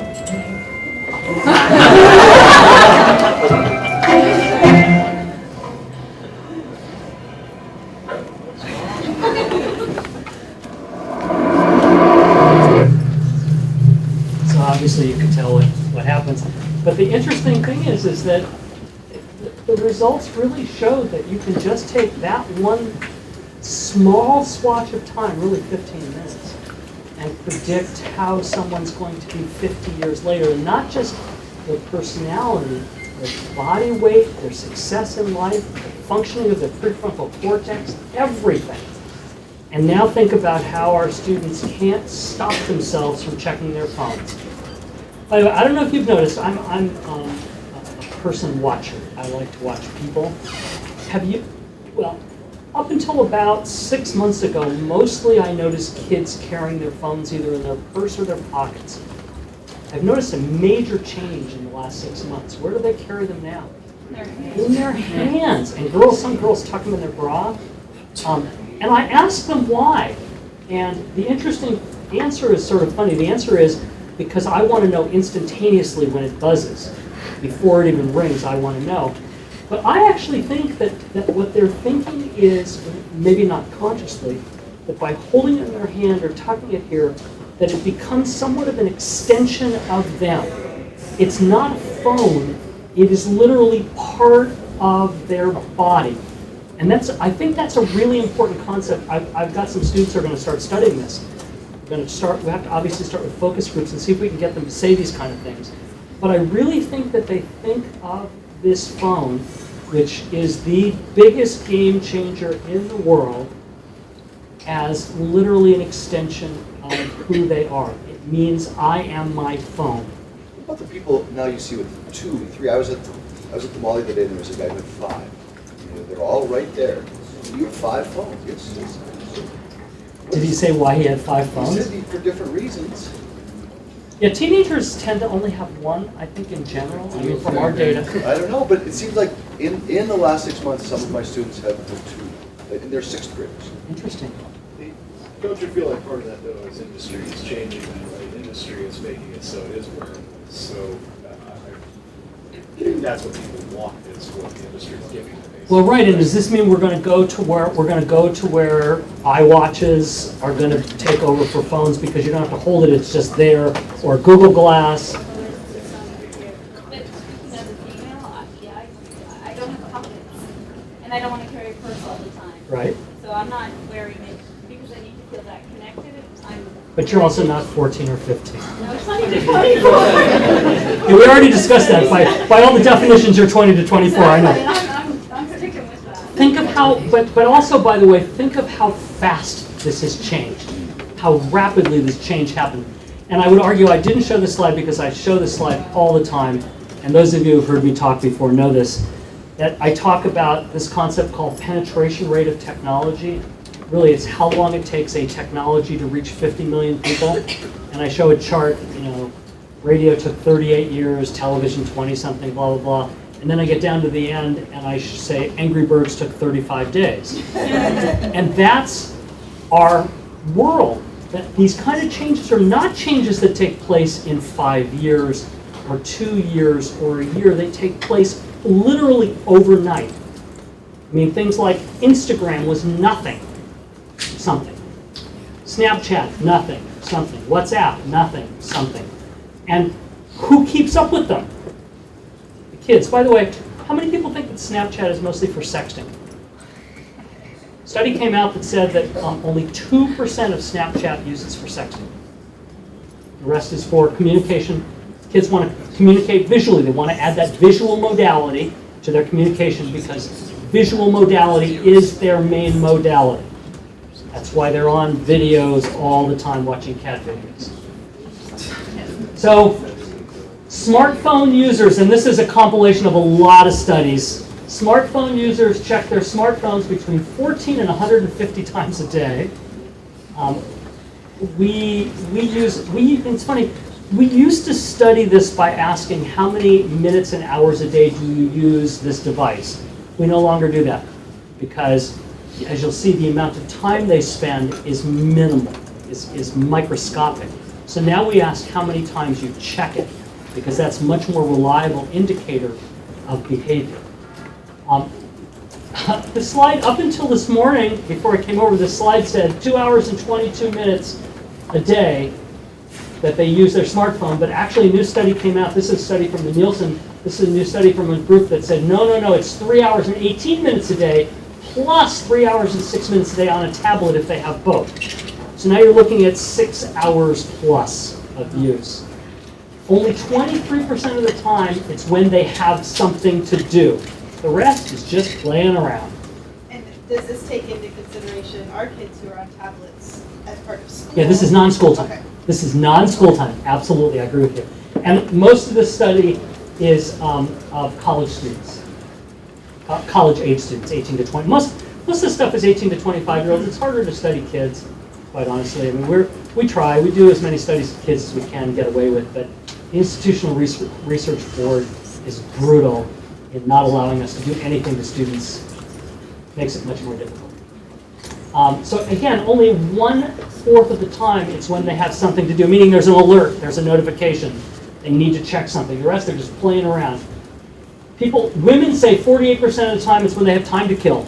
They're standing in a line someplace, they're in a movie theater waiting for a movie. The young ones, 55% of the time when they have time to kill. Just time to burn. We don't talk to anybody anymore. I mean, in the old days, and by old I'm now saying 10 years ago, if you were standing in line at a grocery store or you were walking along the street, you would talk to somebody. Nobody talks anymore. 34% pick it up immediately after the notification goes off. Literally, boom, first notification they pick it up. For the younger ones, the younger generations, it's 40%, 4 and 10. And this is what they're doing. I'm sorry, I just cut this morning and stuck it on, so I'm not all that familiar with it, but this is the same study of smartphone users are the gray line and tablet users is the light line, and this is what they're doing with it as of today, essentially. So you can see accessing email. Most of these are just constant activities. 50% or more of the time, they're doing games, alerts, watching TV, social networking, searching the internet. They're doing everything on this device. And again, I'm going to say this, and I say it a million times, this device is the game changer. It's not the tablet, it's not the computer, it's not the web, it's carrying a computer, a media player, television, and everything all at the same time. And by the way, for the young kids, the fact that it's the phone is almost irrelevant. They do not use it as a phone. When you ask young kids, not our study, other study, how they would prefer to connect with a good friend, the phone is about number 4 on the list out of 5. Face-to-face, by the way, is number 5. They would guess what number 1 is? Text. They prefer to text. And the average teenager sends and receives about 3,000 texts a month. Unless you're my daughter and I pay her phone bill, and she's up at 6,000, 8,000 every month easily. Thank God for texting phones. So, what happens to sleep? Part of what I'm real interested in is what happens to our body, and part of our body is sleep. 62% of people reach for it immediately upon waking. How many do that? I'm going to make an argument that using it as your alarm is really a bad idea. Okay? 74% of 18 to 24-year-olds reach for it immediately upon wakening. 79% do it within 15 minutes, and that's nearly all 18 to 24-year-olds. Now, most kids will tell you, I need my phone for an alarm. Do they? Do you really need your phone for an alarm? How many people use it for your alarm next to your bed? What happens when you wake up in the middle of the night? It's also your clock, too, in general, right? So what happens when you wake up in the middle of the night? You check your phone to see what time it is, and what happens? What's on your phone besides the clock? Notifications, alerts, scroll. What do you think that does to your brain? Put it in airplane mode, it doesn't do that. There you go. But you know what that is? That's called metacognitive. How many people put it in airplane mode? Yeah, good. I hope you now do it. The problem is, and I'm going to talk about sleep and the sleep process, but it totally disrupts your sleep process. So first let's talk about whether it influences health. This is a study I did. I'm happy to send you a copy if you want. We looked at teens, young adults, older adults, a little more than 1,000 of them. We examined personality and mood disorders. We gave them the Milan Clinical Multi-Axel Inventory, which assesses 24 symptoms of 24 psychiatric disorders, mania, dysthymia or mild depression, major depression, narcissistic personality disorder, histrionic disorder, antisocial personality disorder, yada, yada, yada. Multitasking, those who multitask more, and this is not assess multitasking, this is them telling us that they multitask more, showed increased symptoms of major depression, mania, and pretty much everything else. Pretty much everything else. I ran out of room on the slide, or I could have kept going. Pretty much every anxiety-based disorder, every personality disorder. By the way, Facebook use also predicted signs and symptoms of disorders in 2 ways. One positive, one negative. One positive or the negative? Negative. Negative came out first. The negative. We split Facebook use into 3 categories. How much time you spend on Facebook every day, or how many times you check it. How often you use it for what we call impression management, meaning you post status updates, you comment on things, you post pictures, and then the pure count of the number of friends you have on Facebook, right? All 3 of those who use it more for impression management, have more friends, all 3 of those, independently and together, predict more signs of narcissistic personality disorder, antisocial personality disorder, mania. That's the negative. Anybody want to hear the positive? Yeah. Those people who have more Facebook friends, and it's not just Facebook friends, and spend more time talking on the telephone every day, have fewer signs of dysthymia, which is mild depression, and fewer signs of major depression. Good and the bad, right? Why is that? My guess is it's because... If you're talking to someone on the phone, they must be your actual friends. Right, and but also they have to both be together. It can't just be talking. You have to have more Facebook friends too. So it's having more people to talk about your depression. It's having more available friends, whether they're RL, real life friends, or SL, screen life friends. It doesn't seem to matter. Having more people in your social circle that you can talk to, and by talk I mean talk, can help you ameliorate symptoms of depression. So it could be that multitasking, there's some kind of causal relationship here, but also couldn't it also be that the people who tend towards issues also tend to multitask? Yes. So we don't know the direction of the causality. Right. However, I will happily direct you to where the research is, because we factored out everything we could to try to get at causality. Okay? It's on my website. If you go to my website, it's under Research Published Work. It's called just Facebook and Texting Create Eye Disorders, or something like that. I forget. So, another study done by Cliff Nass at Stanford University and some of his students. Sadly, Cliff Nass died recently. Did a lot of interesting research. He did it on girls. He looked at girls, 8 to 12-year-old girls, lots of them. And they found that you could predict their well-being. He called it social well-being, how well they integrated into their social sphere, which 8 to 12 is really a critical time for girls to be social. That those girls who used media more, video more, and electronic communication more had less social well-being. The more face-to-face time they spent, the more social well-being, as well as they slept better. Another interesting thing.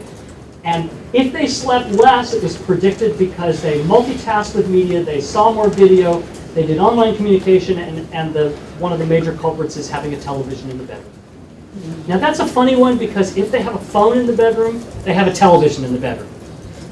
I watched a TV program called The Nature of Things, and it was a study on blue light that's in the suppression of melatonin. And they estimate that from that last one, when you look at the blue light, you could away the melatonin in about 45 minutes. Yeah.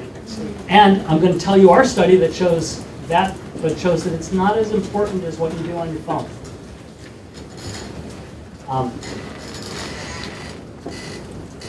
That's probably mine. I thought that was yours. Stop that. Do I have that study in here? Can you give me a second? If I don't have the study, I'll tell you. Shoot.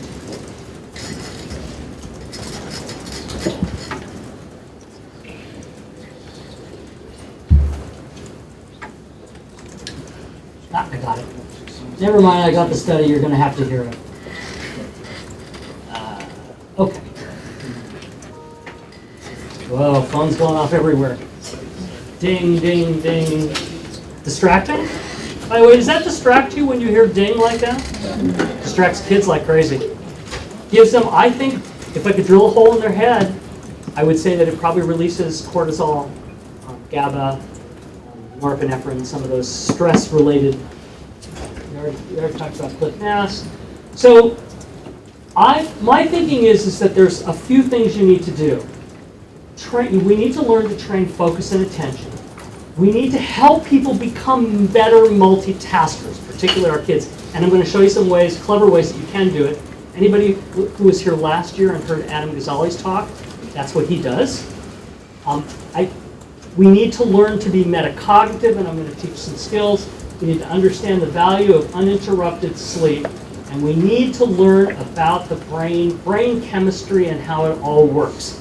After I did this slide yesterday, I sat down and went, God, I have to get this on paper. And I blogged for Psychology Today and for the Huffington Post. And I just crammed out a blog post yesterday. So if you go on my website, somewhere down there, it should say one of my blog posts that does all this. But this epiphany about the fact that these 5 things are critical. So I want to talk to you about each of them. First of all, training the brain to focus. In the old days, we knew that if we were working 8 hours a day, periodically we would take a coffee break or a cigarette break. Right? And we would do that. Why would we do that? Why do you take a coffee break or a cigarette break? Because your brain's telling you it needs a break. It's saying, I need a break. I need time off for a second. So I've introduced something called technology breaks. Anybody heard me talk about tech breaks? All right, you want to do it? Yeah. All right, where's your phone? Take your phone out. I'll show you what I do in classrooms. We're not going to do a full tech break, but I'll show you how I do it in classrooms.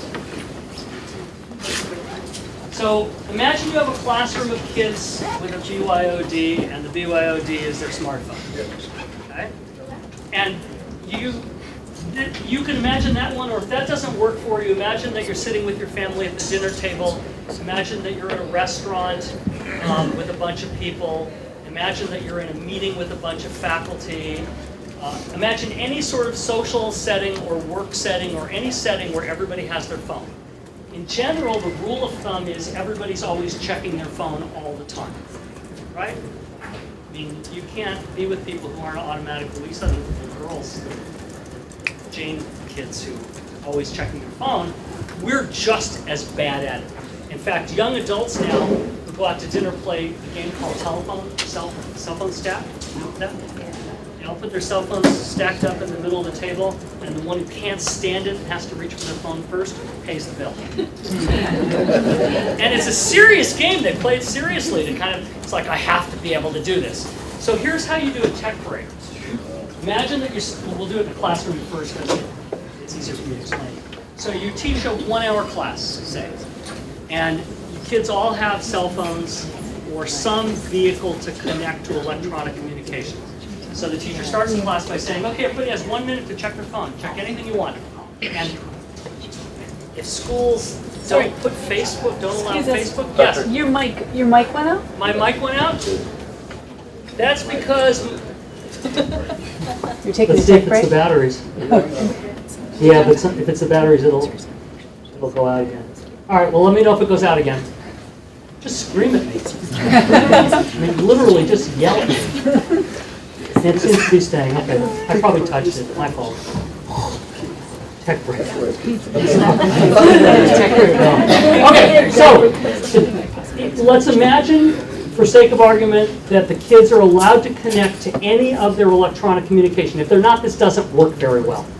So imagine they can check Facebook, which I talk to a lot of schools that block Facebook, and I say, this is a mistake. Don't block it, just moderate and direct its use. So every kid looks at their phone for 1 minute. 1 minute is an infinite amount of time to a teenager, preteen. They can do so much in 1 minute, but I have some teachers modify it to 2 minutes. One teacher told me she only does it for 30 seconds. That's sufficient. So they look at their phone for 1 minute, they turn it on silent, they turn it upside down and put it, take my coffee out of the way, take this out of the way, they put it in front of them right on the desk. One person in the class gets to set their phone for 15 minutes, a buzzer. Then the lesson happens.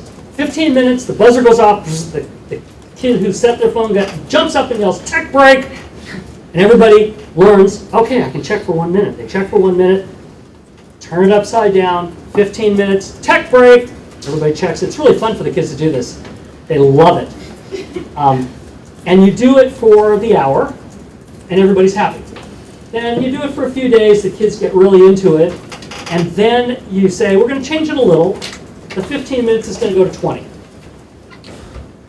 Then when they get that, it goes to 25. Then it goes to 30. 30 is about the max we've ever been able to get the kids to go. And then usually what they want is a 2-minute tech break, 2 minutes after 30 minutes, 2 minutes at the end of class to check. What every single teacher that has used this has reported anecdotally, we're not doing any research on it, it's just for fun. Every single teacher has reported to me that it works amazingly well. That during the tech break, during the part where they're not using tech, the kids focus really well. Why? 2 reasons. One, the phone upside down serves 2 purposes. One, because it's upside down, you don't see the notification and alerts which go bing in your head.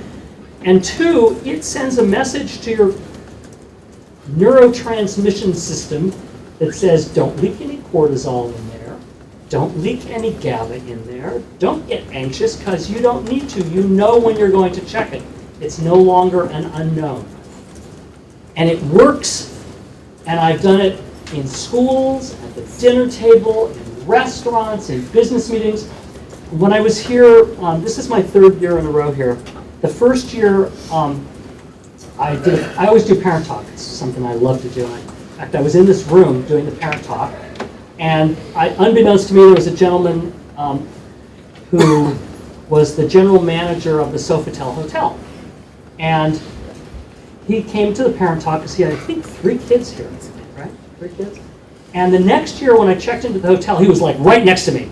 And he said, Dr. Rosen, he said, I have to tell you, you talked about tech kids and using them with, and he said, I had this great idea. He said, in my meetings with all my managers, he didn't tell me how old he was, but he says, I'm older and they're all younger and they're all checking their phones the whole time. He said, so I started doing tech breaks in my meetings every week. He says, we're way more functional and the meetings take way less time because everybody's paying attention. And so we've been encouraging people to use it in business meetings, particularly for people who are always checking. And the idea is really simplistic. I mean, it's not rocket science. Basically what it is it's training your brain to not get anxious. And the anxiety is primarily what is driving the need to check in, the need to look at this box. And I talk to a lot of teachers, and a lot of teachers say, well, I just have a box by the door, and when the kids come in, they have to put their cell phones in the box. And I say, do you check for their second phone? Because the one they throw in the box isn't their real phone. It's a fake phone, it's a throwaway phone, it's a used up phone. It's not their phone. I said, do you look under the desk to see what they're doing? They're texting under the desk. We used to do the same thing. What did we do? We wrote notes, right? Yeah. Pass notes. We folded them up into little bits and we handed them off. This is their way of passing notes. But if they're not allowed to do it, they get anxious. And so it's the anxiety that drives all of it. So the second part is, can you enhance performance? And Adam talked about this last year, and he just published an amazing paper in Nature. I highly encourage you to look up the paper, but I'm going to give you the highlights here. Actually, this is his study. They took, Adam Gazzaley is a neuroscientist at the University of California, San Francisco. He is called, jokingly, the rock and roll neuroscientist because he goes around the world lecturing with what's the guy's name? Mickey Hart. Any of you old enough to know who Mickey Hart is? Drummer from the Grateful Dead. What he does is he takes Mickey Hart and he puts an EEG cap on him and he has him drum and he displays the brain activity while he's drumming on the screen. And he does this as a big fanfare show, so they call him the rock and roll neuroscientist. He's a very smart guy and he happens to be my co-author on my next book, which is kind of fun because I've never written anything with a rock and roll neuroscientist before. But what he did, he and his colleagues, they took 174 adults from different generations in their 20s, their 30s, their 40s, their 50s, their 60s, their 70s, and on. All right? And so what they did is they gave them a game, and I'm going to show you how the game works. It's called NeuroRacer. It's a very simple car racing game. And there were 2 tasks. There were signs that come up, and you'll see this, signs in different colors. And they either have to react to the signs or not react to the signs. And they either have to drive this car and keep it in the roadway or they don't. So then what they did is they took all the 60 plus, they were actually 60 years old, I think the oldest was 80 something, 85 maybe, 89. And they gave them NeuroRacer to take home and to practice for 12 total hours. They broke them into 3 groups. A third of them practiced doing nothing. They played a totally different game. A third of them practiced not driving the car, but simply reacting, pushing a button when they saw like a green triangle or a red square or something like that, single tasking. A third did both tasks at the same time. Drove the car, actually it was a joystick, drove the car and then clicked a button when they saw the green square, green circle, red circle, whatever. Okay, so you have that. Did a follow-up 1 month later and 6 months later, compared to a control group of 20-year-olds that were not trained. They had 20-year-olds that were trained on NeuroRacer and 20-year-olds that weren't trained. He also assessed with a battery of tasks how they did on other executive functioning tasks. For example, the NBAC task is an executive functioning task. The better your executive functions works, the better you are at that NBAC task of remembering letters backwards. Anybody know what the Stroop test is? Where you read the name of a color, but like purple, but it's in yellow, and your job is to say yellow, the color it's in, not the name of it, or vice versa. That's a Stroop test. That's a real heavy-duty executive function task. So what did he find? Well, here's the task. And I'm going to show you actually visually, but here's the racer, and here are the signs that they're supposed to respond to. Okay? Let's see if this works. So this is very simple. Supposed to drive the car, they have to keep those two green things in the middle of the sides of the road. And click a button when they see the sign. Boom. Okay, very simple. And they trained them on it for about 12 hours. So here's the task. There's Adam. He likes to be in pictures. There's Adam setting somebody up. They pre-train them, then 1 month, and then they assessment later. And here's the results. The important part, there's two important parts. Here's the amount of multitasking is here. It's actually called multitasking cost. The younger ones have less multitasking cost, and it's a linear function. The older you get, the worse you get at multitasking. I'm sorry to tell you that, but I'm in this group, and I'm a terrible multitasker. Can you do that? Can you watch a show on TV and do something else? I bet the older people will say, I can't do that. The older you are, the worse you get at doing that. Now, here's where he trained them. And look what happens to his groups. The multitasking, the red line is the no, they didn't do anything, they did a different task. The control group, they stayed pretty much just as bad as they were before. In fact, a little worse on average, but just as bad. The single task training, they initially got a little better in 1 month, but they lost all of their benefits 6 months later. The ones who were trained on the multitasking one, doing both the driving and the pressing the buttons, got better and kept those benefits 6 months later. They kept the benefits. Now, that's not the most astounding fact. Look what happened to their brains. This is the ones who didn't do anything, the control ones. This is the single tasking ones. This is the multitasking ones. They showed increased brain function in the area of the brain that multitasks. So he literally proved that you can teach people to be better multitaskers. Or at least he proved that you can teach old people to be better multitaskers. I think that's an astonishing result. I think that's probably one of the most interesting things I've seen in psychology since I started decades and decades ago.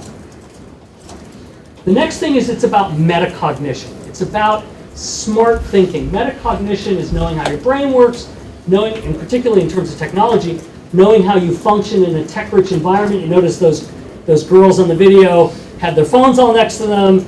They really didn't have very good metacognition. And also knowing when your brain is overloaded, knowing when you've had too much technology.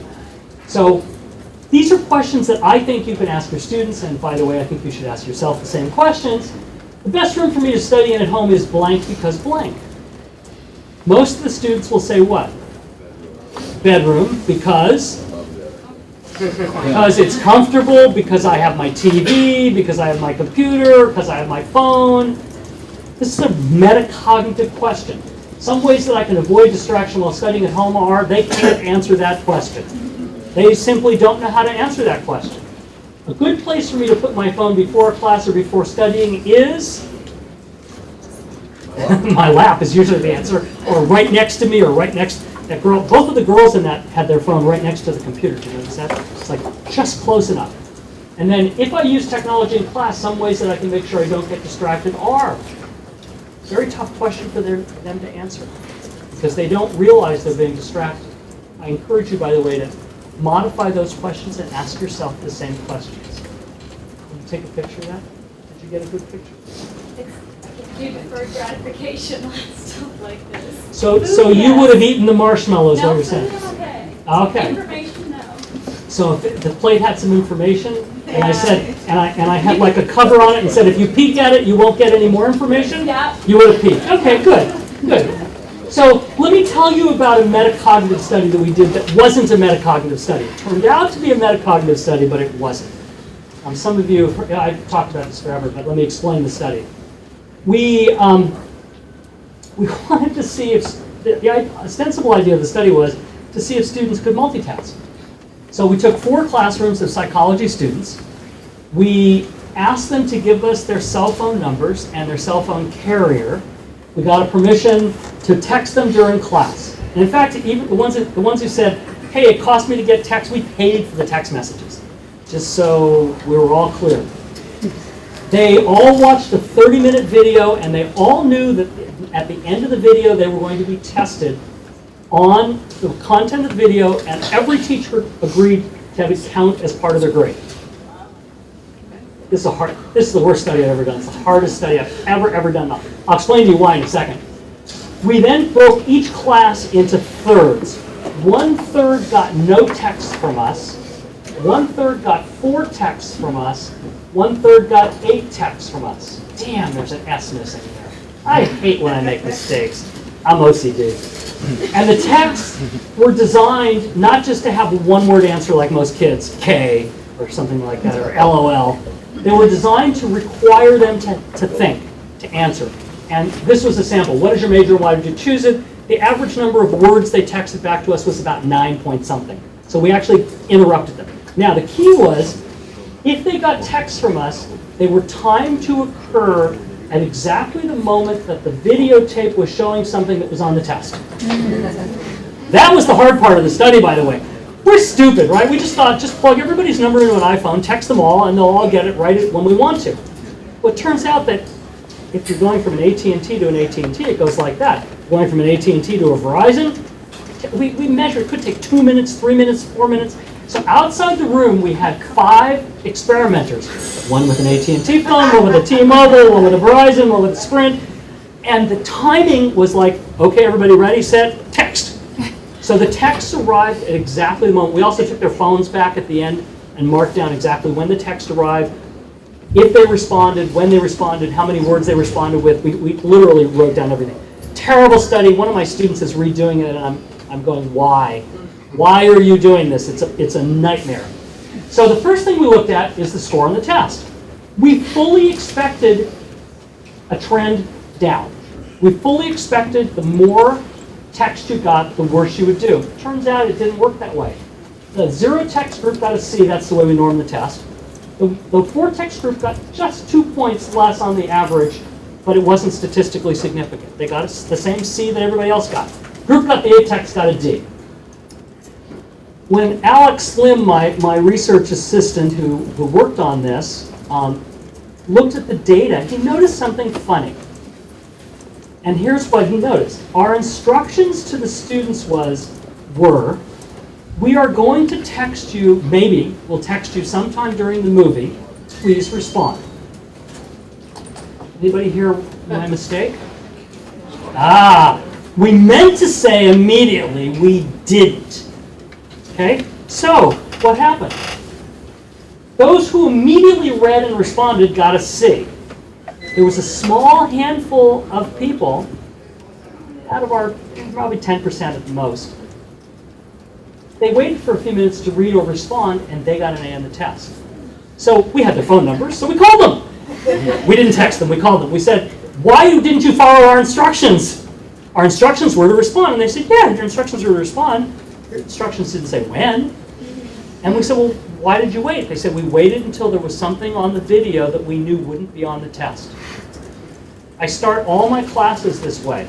And I say, literally, take this to heart. You can text to my class all you want, but wait until I'm boring the crap out of you to text. And wait until you're pretty sure that it's just some long, drawn-out Rosen story, and it's not going to be on the test. So that's metacognition. So what about sleep? This is going back to now the question about sleep, and we were talking about melatonin and stuff, okay? So we did a study we never published because it had some fallacies and it was not a good study. We're going to probably redo it, but some of the data show the average teenager sleeps 6.1 hours per school night and 10.3 hours on the weekend, desperately trying to make up for it. Any of you have teenagers? Yep. They sleep all weekend, right? They're just like sacked out. Well, it turns out that the American Pediatric Association recommends teenagers sleep 9 hours per night. If you do the math, every week they have a 12-hour sleep debt. And sleep debt is a real concept. There's a real concept called sleep debt, and they have a 12-hour sleep debt, and you cannot pay off that with money, with anything you want but sleep. So you have to sleep. So they're running at a sleep debt, and their brains aren't functioning as well. Percentage of teenagers and young adults who tell us they rarely or never get a good night's sleep is 80%. And the older you are, the worse it gets. All right? So, sleep's critical. Sleep is absolutely critical. First of all, our brain is about 95% as active during sleep as it is during wakeful times. 95% is active. The part that is a little less active is the prefrontal cortex. The rest of your brain is busy doing things called synaptic rejuvenation. And literally what your brain's doing on a very basic level is it's kind of going through your day. And it goes, hey, she's wearing a green wrap. I saw that. I paid attention. Tonight my brain, it's going to go, we don't need to remember that. I don't need to know you were wearing a green wrap. So it's going to prune it away. That was what Jay Geed was talking about, that pruning idea, like a gardening analogy. But I learned a bunch of stuff today, like I learned that Park's study was 35 young adults, right? So if I practice that, at night in my brain, I'll probably consolidate it, and literally it'll practice it. It'll start shooting neurotransmitters back and forth where that information is stored, which is, by the way, in several areas of my brain, and it'll practice it. That's called consolidation. This goes on pretty much almost all night long. The other thing that happens is that 4 areas of your brain, roughly there, and there, when they're activated, nothing else is activated. It's called the default mode network, and it's the part of your brain that is responsible for creative thinking, for daydreaming, for real dreaming. It's the part of your brain that just sort of free associates. Now, interestingly enough, it also comes up at other times. One of the times it comes up is when you're taking a hot shower. Hot water, for some reason, seems to stimulate the default mode network, which is why people often say, I got my best ideas when I'm in the shower or the bath. It literally creates this sort of default mode network. Now, I'm not recommending you just stand in the hot shower all day long and all night long, but it gets the default mode network going, but that's part of what happens during sleep. If you disrupt sleep, it doesn't happen. And then people talk about neuroplasticity. I throw that in. I really don't like that concept. But basically, you get new cells. You really don't get new cells. You get new axons and dendrites off of the cells. You get new connections. So your brain is making new connections between things that it learned during the day by shooting chemicals from one axon to one dendrite. It all happens. So what do teenagers and young adults do? This is from the study we never published. What do teenagers and young adults do in the hour before they go to sleep? We patterned this after a study that the National Sleep Foundation did. Schoolwork. They keep a diary every minute of what they did in the last hour before sleep. Texting on Facebook, etc. Very few were watching television, which is a shame because that actually turned out to help. They also slept with their phone on. 44% leave the ringer on, 31% leave it on vibrate. That is 3/4 of all teens. And we talked about this already. If it's on, what happens? If you have a teenager that sleeps with it next to the bed, watch what happens. Zzz. What does that do to the sleep cycle? I'll explain that to you in a minute. So what we asked was, based on what we saw them doing in the last hour before sleep, as well as what we know, what causes a bad night's sleep? And back to your melatonin question, you know that melatonin is the neurotransmitter that is needed to induce sleep. And light retards the production of melatonin. So one of the prevailing philosophies is that the reason kids don't sleep well is because they got the TV, the light coming from the TV, the blue light coming from the TV, from the smartphone, from the tablet, all of that, it's retarding sleep. So we asked them to, literally it wasn't every minute, this was about every 5 or 10 minutes, tell us, did they have a device in front of them? How big was the screen? How far away was it? And we calculated the amount of light. We actually did a calculation to say how much light were they exposed to? And then we asked, what would best predict a bad night's sleep? Was it the light? I usually say no, it wasn't, but it turned out it was a very small but significant predictor. That having those screens on does tend to retard a good night's sleep, but it's not the best predictor by far. Is it couch potato activities, like watching TV, reading, listening to music? Nope. In fact, all three of those seem to predict a better night's sleep. And I'll explain to you why in a second. Is it computer use? Nope. So what were the best predictors of a bad night's sleep? Those who use their smartphones, those who use their smartphones more during the last hour, those who incessantly multitask, and those who slept with their smartphones next to the bed and interrupted their sleep had a worse night's sleep. Why is this a problem? Well, I'm sure you all know this, but sleep goes in cycles. When you fall asleep, you start to go through 4 stages of sleep. Stage 1, stage 2, stage 3, stage 4. Each stage uses different brain waves if you're measuring with an EEG, but it also uses different parts of the brain, different neurotransmitters, and eventually after about 90 minutes, your eyelids start fluttering, rapid eye movements, and you start dreaming. Your first dream is about 3 minutes, roughly, and then you go through this 4 stages of sleep again, and then you dream a little bit longer, about 10 minutes. Then you go through the 4 stages of sleep, and you dream a little longer, about 30 minutes. Then you go through the 4 stages of sleep, and you dream a little longer, about, the last dream is usually about an hour, which is why if you add it up, if you have a good normal night's sleep, most people wake up in the middle of their last dream. How many people wake up in a dream? Most of you should, unless you have lousy sleep. Now, how many of you nap? When you nap, do you dream? Okay, you know why? You nap because you're tired. Now that may sound stupid to say, but you nap because you're tired. You're tired because you didn't get the requisite amount of stage 1, 2, 3, and 4 sleep. Each of those stages of sleep are absolutely critical to your mental health, your physical brain health, your mental health. Now, what happens if I get up in the middle of the night to go to the bathroom because I'm old? I get up in the night to go to the bathroom, I turn my phone over to look at what time it is because I want to know for some reason, and I see 17 alerts and notifications. And then I go to the bathroom and then I go back to sleep. What happens to my sleep cycle? Do I go back in the same spot? I start all over again. And so what happens is I am missing out on the parts of sleep that are designed to keep my brain healthy. So what happens? We get less of the deep sleep. We get a disrupted sleep cycle. We get instant dreaming. There's a classic studies back from the 60s that if you go into a lab and every time I see your eyelids flutter, I wake you up, you will eventually, after a couple of days, fall straight into dreaming, just like a nap. It's because we need to dream. Dreams serve a very important kind of house cleaning function in our brain. It's part of the consolidation and pruning that goes on during dreaming. Lack of consolidation and pruning. And if you believe the default network is all part of this process, which it is, then you have less time to put together ideas in your brain that you might not have put together if you had a good night's sleep. So what does an actual working brain look like? I don't know. How many of you have seen an MRI? How many of you have seen an MRI live action? Okay, so what I'm going to show you, there's a lab in San Diego that contracts with various companies.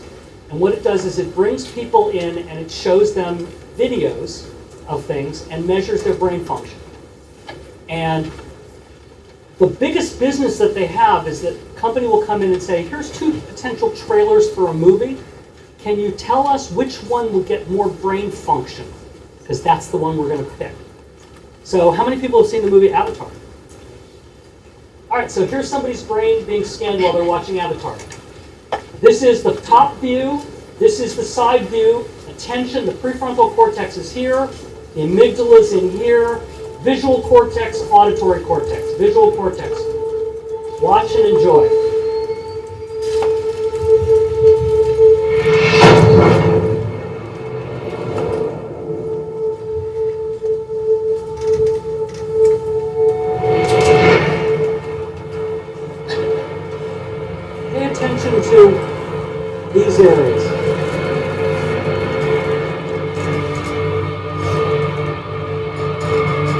lot of sound, a lot of sight.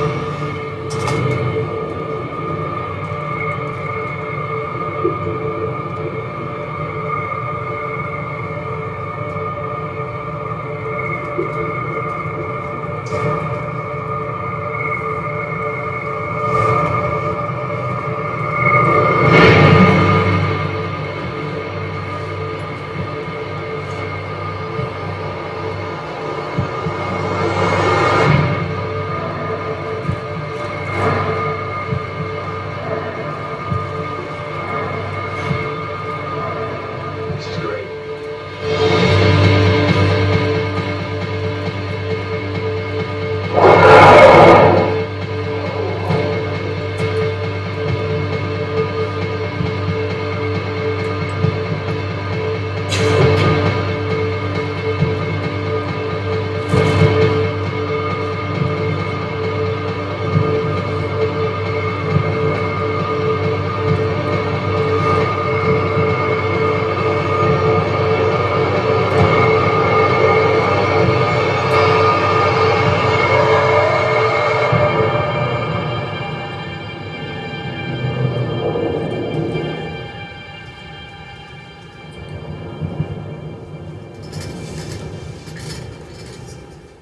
So, could you tell what parts the 20 to 25-year-old male subject liked the most versus the least? If you kind of pay attention to the personal meaning area and the executive functioning prefrontal cortex, you can tell.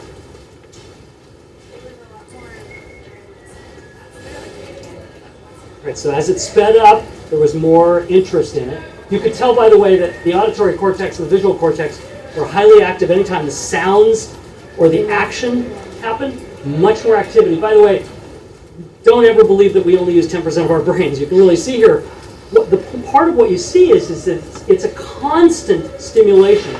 By the way, right in the middle here, I should have mentioned, is the hippocampus, which is the seat of memory. And so you can also see sometimes, because this is Avatar was kind of an odd thing because it really hooked into a new world. So memory played very little role in it. The next one I want to show you is, may bore the heck out of you, it bored the heck out of the subject. It's a speech from 2000, I want to say 2009, that President Obama gave. Yes? The kissing scene also. Yeah, I was going to, thank you. The kissing scene he really liked. He liked that scene a lot. In fact, that's the scene he liked the most. That was the most personal meaning, and his amygdala, which is right in here, the amygdala just went, whoa, I like that. Yeah, thank you for mentioning that. I forgot that. So this next one's going to be President Obama giving a speech. It's a little long. It's on his plan for something. It's, I think, a 4-point plan. And what I want you to do is to see if you can figure out, just for watching the brain scan, when Obama loses him. At what point does the kid, it's the same 20 to 25-year-old male, I think. You use the same subjects on these things over and over again because it's really hard to get people to sit into an MRI tube for long and to sit there and do nothing. And if you've ever had an MRI, it's really obnoxious and annoying and loud, and you have to get used to it. But see if you can figure out, just from the brain activity, when he stops paying attention. 2009. By the way, the blue is just a different color. Last week, I spent a few days in California, talking with ordinary Americans in town halls and in the places where they work. We talked about their struggles, and we talked about their hopes. At the end of the day, these men and women weren't as concerned with the news of the day in Washington as they were about the very real and very serious challenges their families face every day. Whether they'll have a job and a paycheck to count on, whether they'll be able to pay their medical bills or afford college tuition, whether they'll be able to leave their children a world that's safer and more prosperous than the one we have now. Those are the concerns I heard about in California. They're the concerns I've heard about in letters from people throughout this country for the last 2 years. And they are the concerns addressed in the budget I sent to Congress last month. With the magnitude of the challenges we face, I don't just view this budget as numbers on a page or a laundry list of programs. It's an economic blueprint for our future. A vision of America where growth is not based on real estate bubbles or over-leveraged banks, but on a firm foundation of investments in energy, education, and healthcare that will lead to a real and lasting prosperity. These investments are not a wish list of priorities that I picked out of thin air. They're a central part of a comprehensive strategy to grow this economy by attacking the very problems that have dragged it down for too long. The high cost of healthcare and our dependence on foreign oil, our education deficit, and our fiscal deficit. Now, as the House and the Senate take up this budget next week, the specific details and dollar amounts in this budget will undoubtedly change. That's a normal and healthy part of the process. But when all is said and done, I expect a budget that meets 4 basic principles. First, it must reduce our dependence on dangerous foreign oil and finally put this nation on a path to a clean, renewable energy future. There's no longer doubt that the jobs and industries of tomorrow will involve harnessing renewable sources of energy. The only question is whether America will lead that future. I believe we can and we will. And that's why we've proposed a budget that makes clean energy the profitable kind of energy, while investing in technologies like wind power and solar power, advanced biofuels, clean coal, and fuel-efficient cars and trucks that can be built right here in America. Second, this budget must renew our nation's commitment to a complete and competitive education for every American child.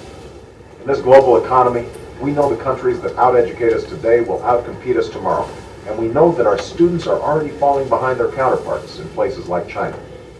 That's why we have proposed investments in childhood education programs that work, in high standards and accountability for our schools, in rewards for teachers who succeed, and in affordable college education for anyone who wants to go. It is time to demand excellence from our schools so that we can finally prepare our workforce for a 21st century economy. Third, we need a budget that makes a serious investment in healthcare reform. Reform that will bring down costs, ensure quality, and guarantee people their choice of doctors and hospitals. Right now, there are millions of Americans who are just one illness or medical emergency away from bankruptcy. There are businesses that have been forced to close their doors or ship jobs overseas because they can't afford insurance. Medicare costs are consuming our federal budget. Medicaid is overwhelming our state budgets. So to those who say we have to choose between healthcare reform and fiscal discipline, I say that making investments now that will dramatically lower healthcare costs for everyone won't add to our budget deficit in the long term. It's one of the best ways to reduce it. Finally, this budget must reduce that deficit even further. With the fiscal mess we've inherited and the costs of this financial crisis, I've proposed a budget that cuts our deficit in half by the end of my first term. That's why we're scouring every corner of the budget and have proposed $2 trillion in deficit reductions over the next decade. In total, our budget would bring discretionary spending for domestic programs as a share of the economy to its lowest level in nearly half a century. And we will continue making these tough choices in the months and years ahead so that as our economy recovers, we do what we must to bring down this deficit. I'll be discussing each of these principles next week as Congress takes up the important work of debating this budget. I realize there are those who say these plans are too ambitious to enact. To that I say that the challenges we face are too large to ignore. I didn't come here to pass on our problems to the next president or the next generation. I came here to solve them. The American people sent us here to get things done. And at this moment of great challenge, they are watching and waiting for us to lead. Let's show them that we're equal to the task before us. And let's pass a budget that puts this nation on the road to lasting prosperity. So where did he lose it? At point 4. You notice at point 4, this whole area just started going away. Do you notice, by the way, the difference between the Avatar one and this one in terms of both the visual cortex and the auditory cortex? Hardly any activity. I mean, the visual stayed the same pretty much. It was just him. So you didn't need much processing, and there wasn't much sound to process. How much time was that? A couple minutes. 3 minutes or so. Yeah, a couple minutes. But this is a well-trained subject. This is a dude. They have a stable of like 4 or 5 guys who get paid a tremendous amount of money to come into here and sit for hours sometimes doing this. So, yeah, it's probably not fatigue, it's more boredom.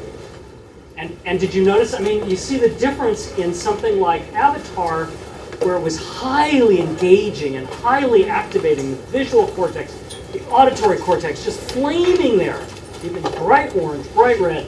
And in this one, just sort of losing the executive functioning. Not at all. Yes. Only until the fourth point. So it's like it meant something to this kid up until point 4. Yeah, And this is a 26-year-old, that's right. So he just kind of went, I don't need to listen to this. And even though he was listening, you could tell because the auditory cortex was working, it wasn't getting transferred in through the prefrontal cortex. So I find these things fascinating as showing you that you really can see someone's brain and what is going on in their brain. So if you want any of those, by the way, I'm happy. They've pulled much of these off. It's called MindSign. It's called MindSign Online. I know you guys are all online anyway. You can look these up. But I think the Avatar one is gone, but I still have it. Is the message don't go beyond 3 points, or is the message don't do boring? The message is only points for your audience. Because as they said, it was Medicare and stuff like that wasn't interesting to this 26-year-old. So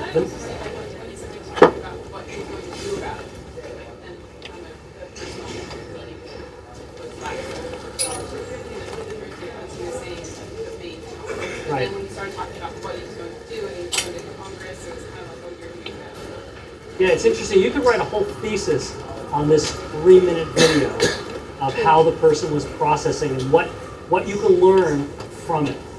And I think again, it's before I visited this lab, I had no idea you could put them in real time and lay it on top of it in real time and really see the way somebody processes information. You can, honest to God, see it, and you can see the reason I use these two. I have about 10 of these. But the reason I use these two is because you really see the difference. How much information do you have? Is it such a subjective? Sure. And interestingly enough, what we're doing now is we're not using MRI because it's very expensive. But people are using 2 less expensive technologies to help ferret out things. One is EEG caps, which Adam uses in his studies. And he also uses MRIs. And we use something that scans just the prefrontal cortex called functional near-infrared spectroscopy. And I'll show you some of that. Which is also real time, but only the front part of your brain, not the auditory cortex. So it's really only that, it's only this part or this part right here that we're getting. But actually what we're doing right now is we're just starting a study where we took a very large number of college students and we gave them a measure of tech usage. And we took the top quarter, those who used it the most, and the bottom quarter, those who used it the least, and we're giving them things like the Stroop test and the NBAC test to see how their prefrontal cortex functions depending upon their typical use of technology. Anybody have any predictions, hypotheses? I have no earthly clue what we're going to find. My gut says is that those kids, young adults, who are in the top quartile, who use more technology, are going to show less ability in doing prefrontal cortex executive functioning tasks and show less processing in the prefrontal cortex also.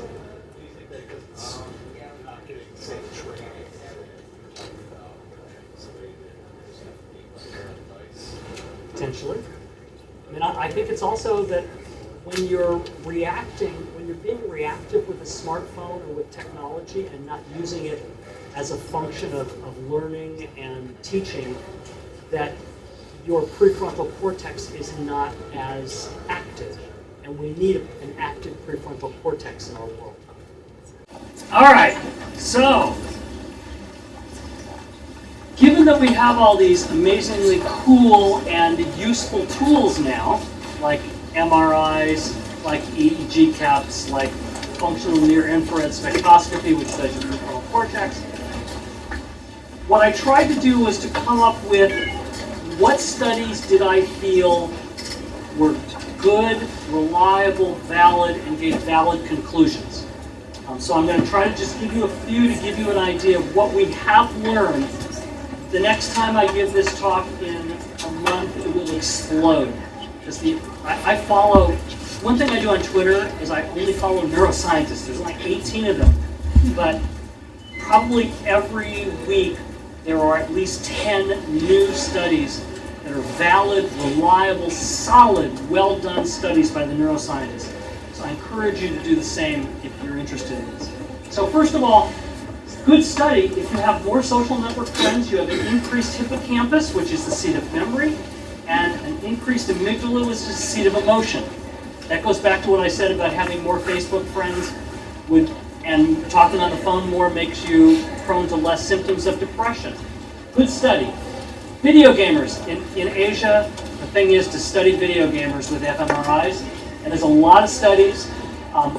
One of them that I think is a good study shows that kids, I think these are young adults, who play more video games show more activity in the striatum, which is a part of the brain that is the risk-reward center.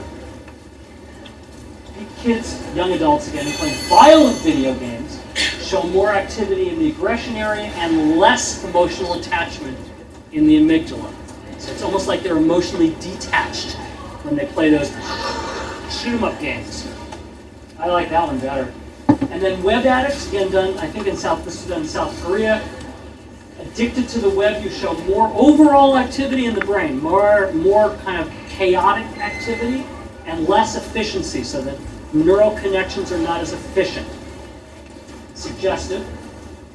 So let's talk about the prefrontal cortex, because that's really where it all happens. That's me having my prefrontal cortex scanned.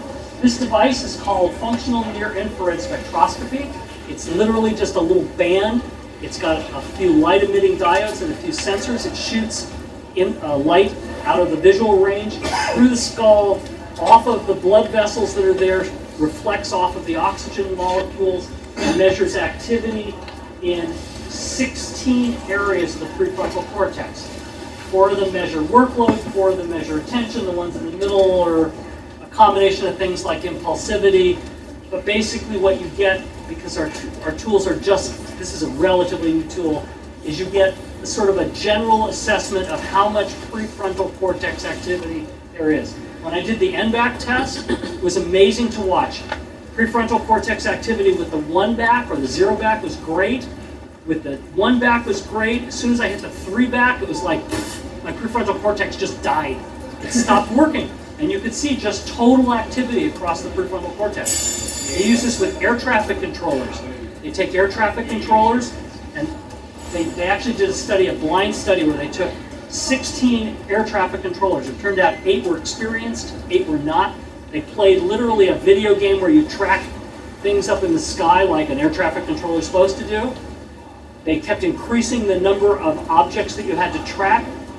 At the end they went, wait, this makes no sense. 8 of these people showed a lot of prefrontal cortex activity. 8 of them showed hardly any as we increased the number of targets. Oh, by the way, the 8 that showed a lot turned out to be the seasoned air traffic controllers. No overlap at all between them. So it's a pretty good tool for looking at prefrontal cortex activity, which is your controller, your working memory, your attention and focus, your decision making, your multitasking, which we're going to do a lot of studies with this. My goal is to have somebody do a task and put their phone right next to the screen and have it start beeping and going off with text messages and seeing what happens to the prefrontal cortex. And then, of course, impulse control. I don't know how much you know about nerves, so I'm going to give you a primer on neurons. When you're born, your nerve cells are basically like wires that are stripped. Take this wire, strip it down, and what you have is an infant's neuron. That's why you've seen babies, they tell you to swaddle the baby, and if you don't, kids go like this, because the nerve signals are firing from one nerve to the other, but because there's no coating on there, they're sparking, literally. Like if I strip the coating on wires, you'd see sparks all over the place. As kids are born, as they develop, these little fatty cells called myelin migrate to every neuron in the body and start coating them.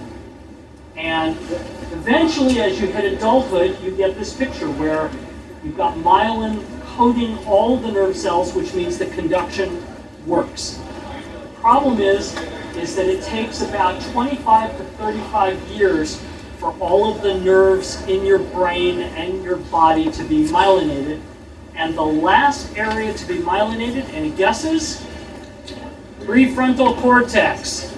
Your controller is the last area to be myelinated. So you're dealing with kids and young adults who have poor impulse control, poor decision making, poor multitasking. And by the way, sad to say for all of us older folks, the amount of myelin starts to deteriorate after 45, which is why when you get into your 60s, you do things like, you go, where are my keys? And you look over here, no, they're not there, and then you look over here, and then you look back over here, hoping that they just magically show up. Or you walk from the den into the bedroom knowing full well when you started you knew what you were going for, but when you got there you couldn't remember what you were looking for. That's because the myelin starts to deteriorate. Also, some autoimmune disorders are demyelination disorders. MS is a demyelination disorder. Many of the autoimmune disorders are starting to find out are lack of myelin in the brain, particularly in the body. In puberty, there's a surge of the gray matter in your brain, all of those nerve cells, and there's that pruning and consolidation that goes on. And you can see, though, that the amount of gray matter starts to increase until, again, about 35 years old. It sort of levels off in the 20s and 30s. So pretty much what we do know is that the brain is not myelinated. And my vision of a studying brain looks like this. Oh yeah, and there are books there. And this poor prefrontal cortex, which is not very good at juggling anything because it's not myelinated, isn't doing very well keeping track of everything. So it's also about brain chemistry. I've talked a lot about this so far, but there are all of these neurotransmitters, serotonin, dopamine, norepinephrine, GABA, endocannabinoids, which we'll talk about, glutamate, and together they form things like the intersection of these three impact your mood, depending upon how much there is of one and how little there is of another. Like a misspelling on there. In terms of anxiety, 67%, 2 of 3 teens and young adults check their phones every 15 minutes or less. This is, I told you, the new way we're measuring it. We gave this to thousands of teens and young adults. Every 15 minutes or less, and if they are not allowed to check, half get anxious if they can't check in. 75% of teens and young adults sleep with their phone ringer on or set to vibrate, which I showed you. However, half of all adults use their smartphone as their alarm clock. We've already talked about why that's not a good idea. Now, let me tell you about a study we did. Fascinating study, my favorite study ever, just in the process of being published. So I'll have to visualize it for you. Take 163 college students, big auditorium, 2 doors, the back of the auditorium. You come in, you get shuttled to one door, you get shuttled to another door. If you get shuttled to this door over here, you're told you're part of an experiment, it's extra credit for class, you have to follow instructions or we kick you out. We only kick 2 people out, so I guess they followed instructions. Your job is to come in, find a seat, put your books under the seat, it was an auditorium, put your books under the seat, take your phone, turn it off, and put it under the seat with your books. Okay? The other half get funneled into this door. They're told exactly the same thing, except we say, oh, by the way, give us your phone, here's a claim check, we'll give it back to you at the end of the study. The reason we did this is because we thought that not having the phone even close to you was going to make you crazy. Turned out that really wasn't what we found. We found something different. What we did is once everybody was seated, 10 minutes later we measured their anxiety. We used a very standard, stupid, transparent measure of state anxiety. It's called the State Trained Anxiety Inventory. It's been around for decades and decades. It's very transparent. It's paper and pencil. 10 minutes in, we measured anxiety. Then they just sat there for 20 more minutes, and we measured anxiety. And then they sat there for 20 more minutes, and we measured anxiety. So, here's what happened.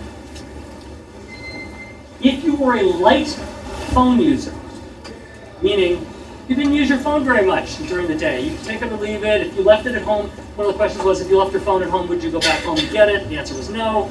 Light phone users, here's their anxiety. Flat. No change in anxiety. They did not get more anxious over time. Moderate users start at the same spot in 10 minutes, get a little more anxious, flatten out. What do you think happened to the heavy smartphone users? First of all, they started already in the first 10 minutes more anxious, and they continue to get more anxious. And by the way, the top of the scale is right here. They topped out on the scale. After a mere 50 minutes, they were so anxious, and the researchers told me, I didn't do this study, one of my colleagues did, they said the anxiety you could feel the anxiety in the room. It felt palpable. Yes? What are you classifying as heavy daily phone users? Are those you were doing like our stereotypical teenagers that we've looked at other studies, or? It's simpler than that. What we have is a measure of how much do you use your smartphone during the day, how often do you check it, how many things do you do on it. We get a score, we line them all up from lowest to highest, bottom third, middle third, top third. Turns out, by the way, the top third tend to be younger.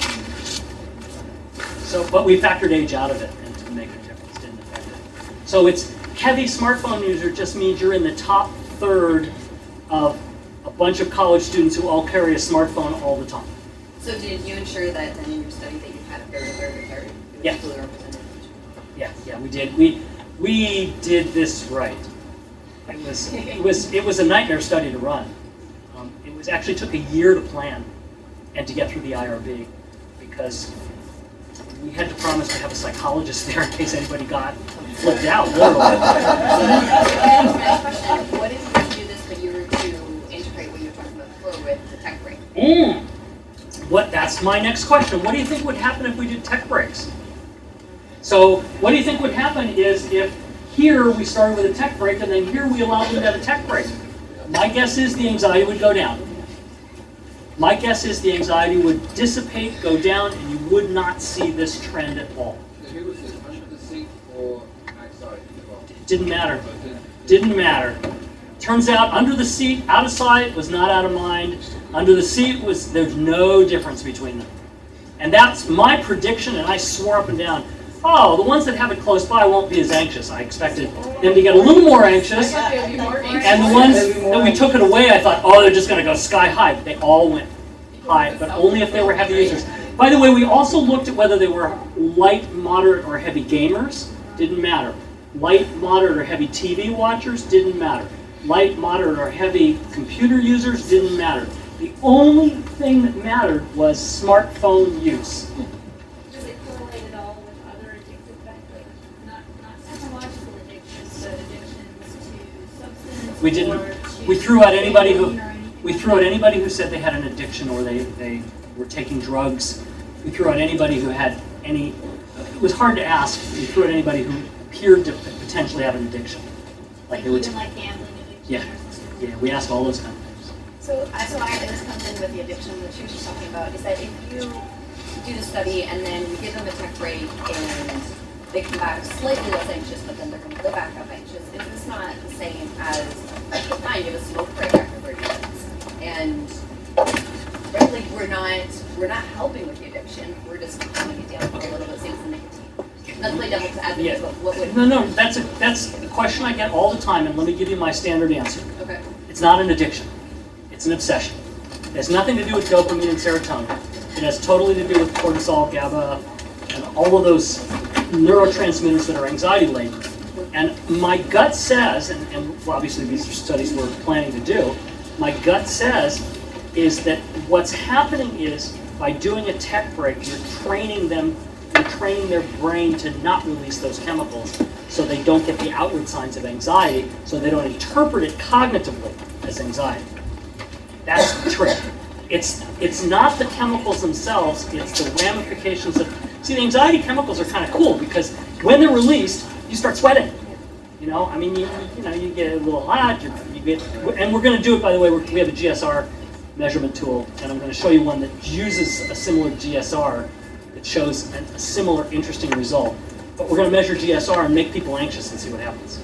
Okay, so I have one more question to not stop you. So if you have...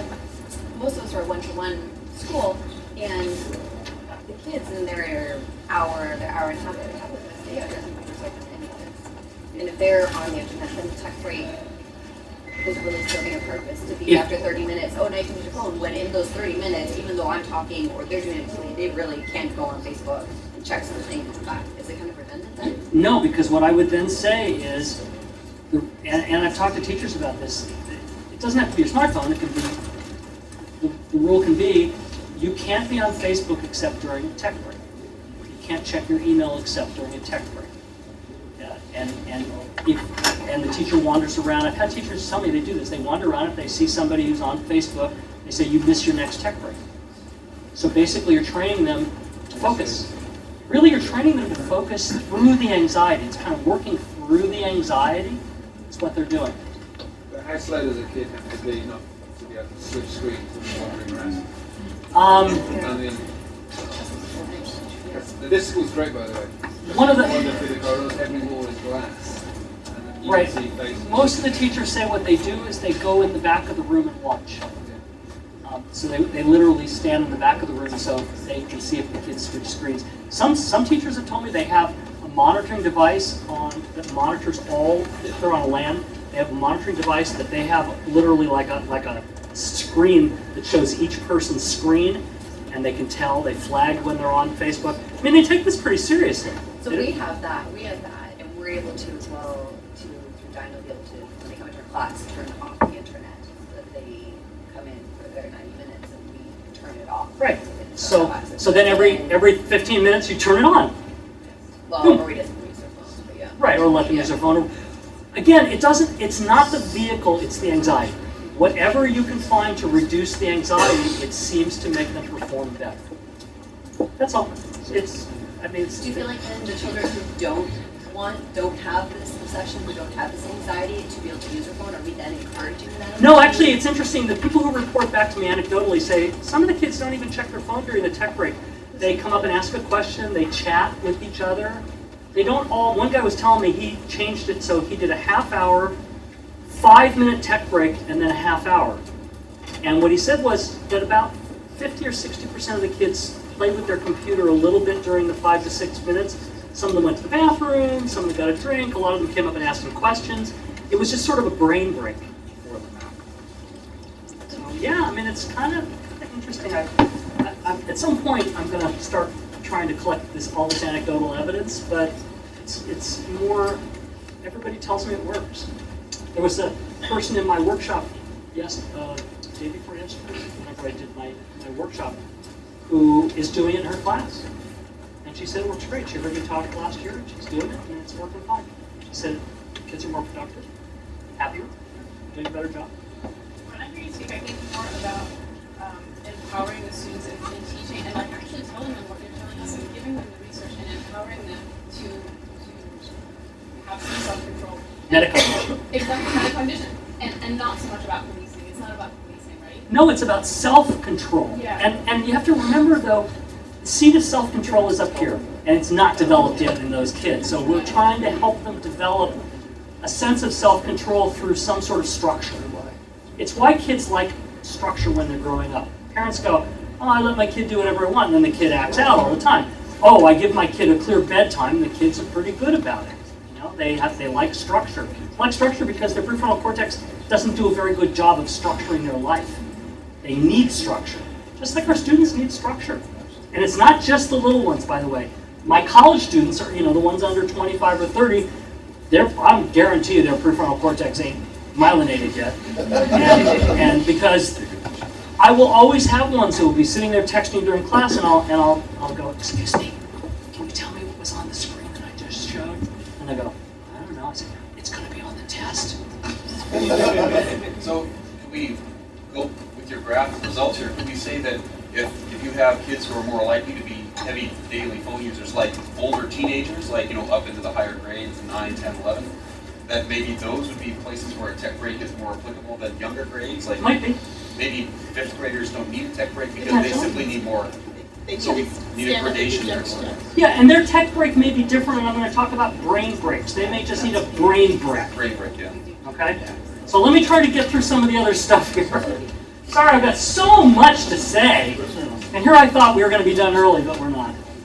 So, here's what happens when you get too much anxiety.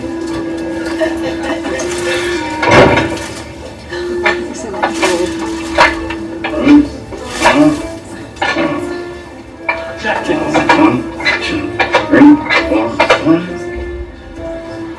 1, 2,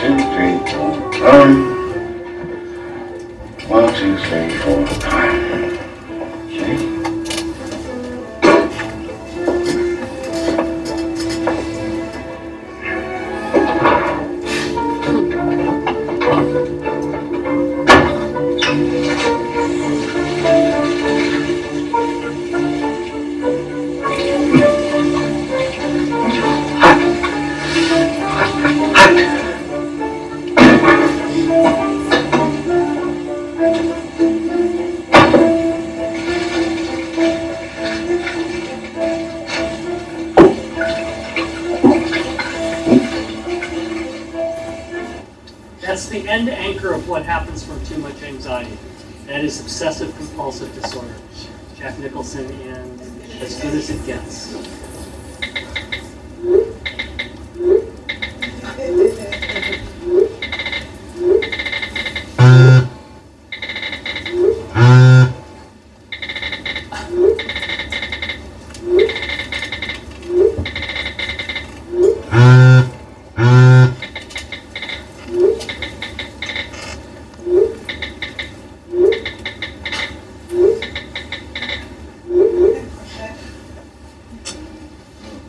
I didn't do this. A student from Japan did this. She decided to promote my book. There is this thing called phantom pocket vibration syndrome. And how many people carry their phone in their pocket? Okay, so I need to ask you a question. 10 years ago, if you felt a tingling, which pocket do you carry it in? Okay, so 10 years ago, I'm going to do mirror image. If you felt a tingling right here, what would you have done? Scratched it, right? It would have been an itch. Now if you feel tingling there, what do? Grab your phone. 10 years, that's all it's taken to change our reaction to nerve endings. Phantom pocket vibration syndrome. There's 2 solid research studies on this. Look up Michelle Drouin. She's the best. Basically what she found was 75% of people experience this regularly. This is a anxiety-driven issue. This is anxiety-driven. So let's talk about biochemistry here. This is a great study, brand new. Leo Yankelis, I love this dude. I don't know him. He and I have emailed together. I think his study was brilliant. So here's what he did. It's only, by the way, 4 subjects. I caution you, it's only 4 subjects. Don't yell at me about that. So what he did is on 4 subjects, he got permission to put a device on their laptop computer that monitored every screen they looked at and when they looked at it. Okay? Then what he did is he measured arousal with a little wristband that they wore. And he had them take their computer and for 1 day, 10 hours, do whatever they did normally. So they were on the computer sometime, they were not on the computer sometimes. Are you guys looking up all the studies as I talked about? Jeez, it's scary. This is good stuff. That's good. So he measured the arousal, right? On the average, they switch from one screen to another every 19 seconds. These are Stanford students, by the way. These are not Dominguez Hill students. These are Stanford students. Now, 1/4 of the switches were to 2 things. Guess. Email, Facebook. But look how little time they spent there. 40 seconds on average on email and 78 seconds on average on Facebook. That's why it's so hard to measure time spent. You bip out, you bip back. That's not the best result. Watch this. Here is the switch point when they switch from one to the other. This is average over all the switches they make. Notice what happens before the switch. 12 seconds before, the arousal measured here starts to increase. It's anticipatory arousal. Is it good or bad? Arousal can be positive or negative, right? He doesn't know, I don't know, he's going to look at it, but I want to show you a situation where I know it's positive arousal. So what he did is he measured changes in 2 modalities. He lumped certain websites into what he called work websites, which were word processing things, spreadsheets, websites that had to do with schoolwork, and then entertainment websites, which were basically videos, games, and Facebook. So he only looked at switches from work to entertainment, or from entertainment to work. When he looked at the entertainment to work ones, this graph was totally flat. The arousal stayed constant. When he looked at work to entertainment, the arousal started about 25 seconds before they switched. So 25 seconds before they switch from working, meaning theoretically they should be thinking about what they're working, their blood flow, their neuronal activity is already saying, I'm really excited about this switch here. And I'm getting ready to switch. Now notice it's not a complete clean curve. There is some dips in it. But now what he's doing for me is pulling out Facebook to see what happens if the arousal starts and continues. He also pointed out that the arousal actually peaks after the switch. That is biochemistry. So one way to... Maybe. Maybe. So, what do we know about brain stuff? Healthy brain issues. First of all, our brain, we know our executive controllers in the prefrontal cortex. We know that from just watching those videos of Obama and Avatar, you know that the oxygen continues to flow, the nerves continue to... fMRI just measures oxygen. We know now the biochemistry, we know the neuroplasticity, the development of new connections, the value of sleep, synaptic rejuvenation, pruning, consolidation, all of these things, the default mode network. How do we put all of this together? The answer is you need to periodically reset your brain. And let me tell you why. I've already told you that sleep goes in 90-minute cycles, and you knew that already, I'm sure. The same guy who developed the sleep research way back in the 60s, William Dement and Nathaniel Kleitman. Nathaniel Kleitman had this idea that really never took off. He wrote a couple papers on it, but it really never took off. But he said, basically, we have 90-minute sleep cycles. We also have 90-minute rest and activity cycles. He called it BRAC, Basic Rest and Activity Cycle.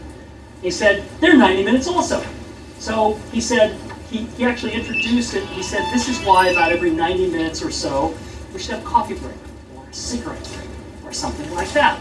Because our energy flags after about 90 minutes. He actually said between 90 and 100, I think he said technically between 80 and 120 minutes. So what can neuroscience tell us about what we can do to take a rest? Great studies, you can look them up. You take an EEG cap and put it on, you put a computer in the backpack, and you have somebody walk in a busy city. They did this in Ann Arbor, Michigan. Walk in a busy city in Ann Arbor. You look at the EEG cap, busy city, a lot of activity, right? Watching out for cars, pedestrians, everything. And then you turn and you walk into a park. What happens to the activity?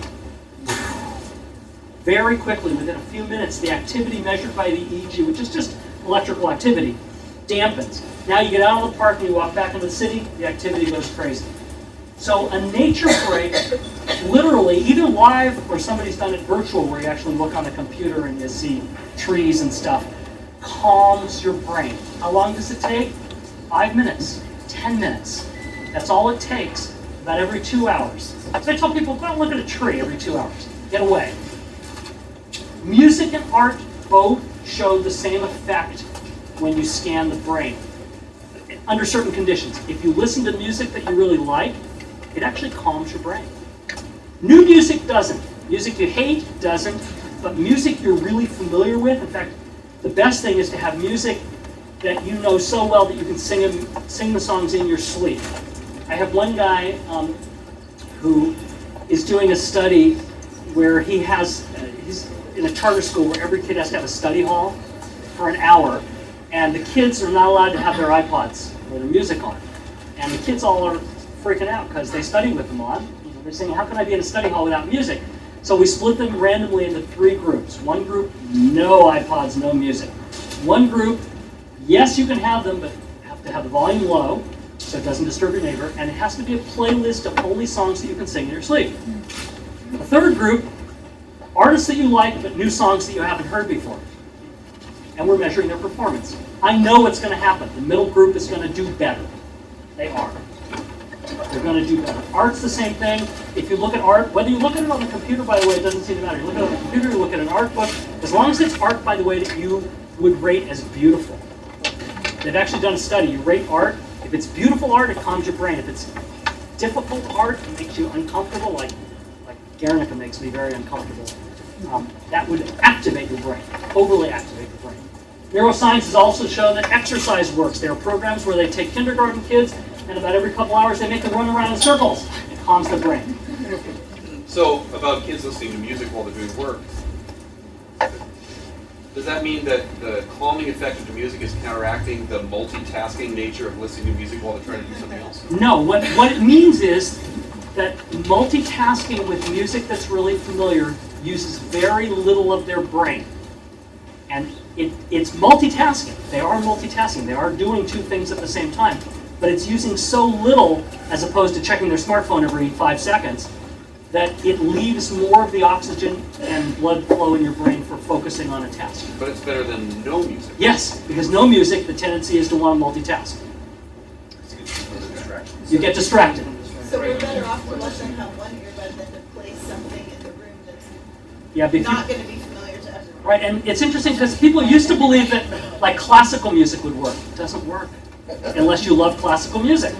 If you love classical music and there's pieces that you love, I mean, if you love Beethoven and it's great and you know you can hum it in your sleep, then that'll work for you. But it's not music without words. It's music that uses less of the neurons, less of the oxygen, therefore less of the blood flow.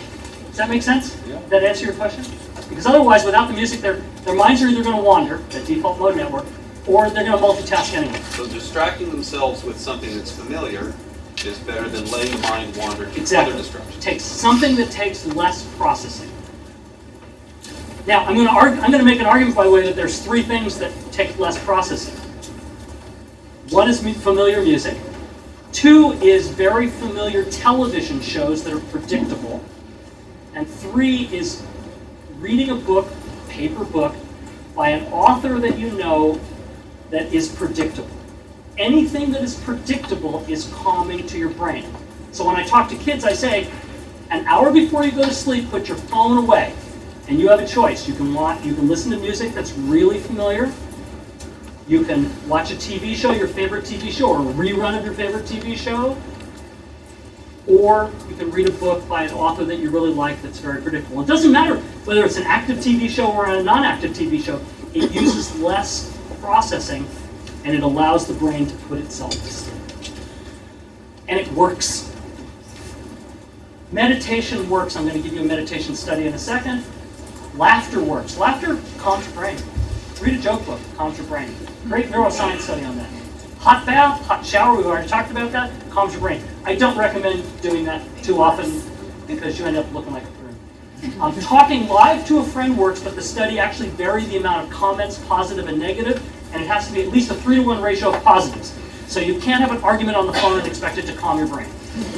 But talking to a friend and having a positive conversation turns out to calm your brain. Practicing a foreign language calms your brain. Playing a musical instrument calms your brain. All of those come straight from neuroscience studies. Right, but it uses a different part of your brain and calms the rest of your brain. That's exactly why. Good question. It's using a different portion of your brain. Now, this was a study I just heard at a conference. This is Laura Bakash. It's her doctoral dissertation. I want to explain it to you because I think it's phenomenal. So what she did is an 8 to 10 week randomized control study with 18 classrooms of 1st to 5th graders. Pardon the typo. Sorry, I need a red pen. Classrooms. 383 students, very culturally diverse. She had some special ed students. She had different cultures. Every day, they listened to 10-minute audio tracks. By the way, they had 1 hour of teacher training. That's all it took to train the teachers. Every day, the kids listened for 8 to 10 weeks to 10-minute mindful meditation tracks. Mindful meditation. They just sat there and listened to the tracks. The grades went up. Their GPA, in 8 to 10 weeks, the GPA went up. The math scores, science scores, social studies, including all the students, regular students, special ed, even the few students who had ADHD. That's not the most impressive result. Teachers felt less stressed in class. They showed the same results. Now watch this one. This is incidents in the classroom over the 8 weeks. The red line are the ones who did not do the program. The green line is the ones that did the program. Incidents in the classroom went down. And she told me the follow-up study showed that they continued to go down essentially to 0. To no kids acting out in class. Mindful meditation. Is after the meditation stopped, or is this a carryover? After the study was finished, they continued to drop? What she said was they're now following it afterwards, but the teachers are continuing to use it. She only studied it to week 8, I think, for this one.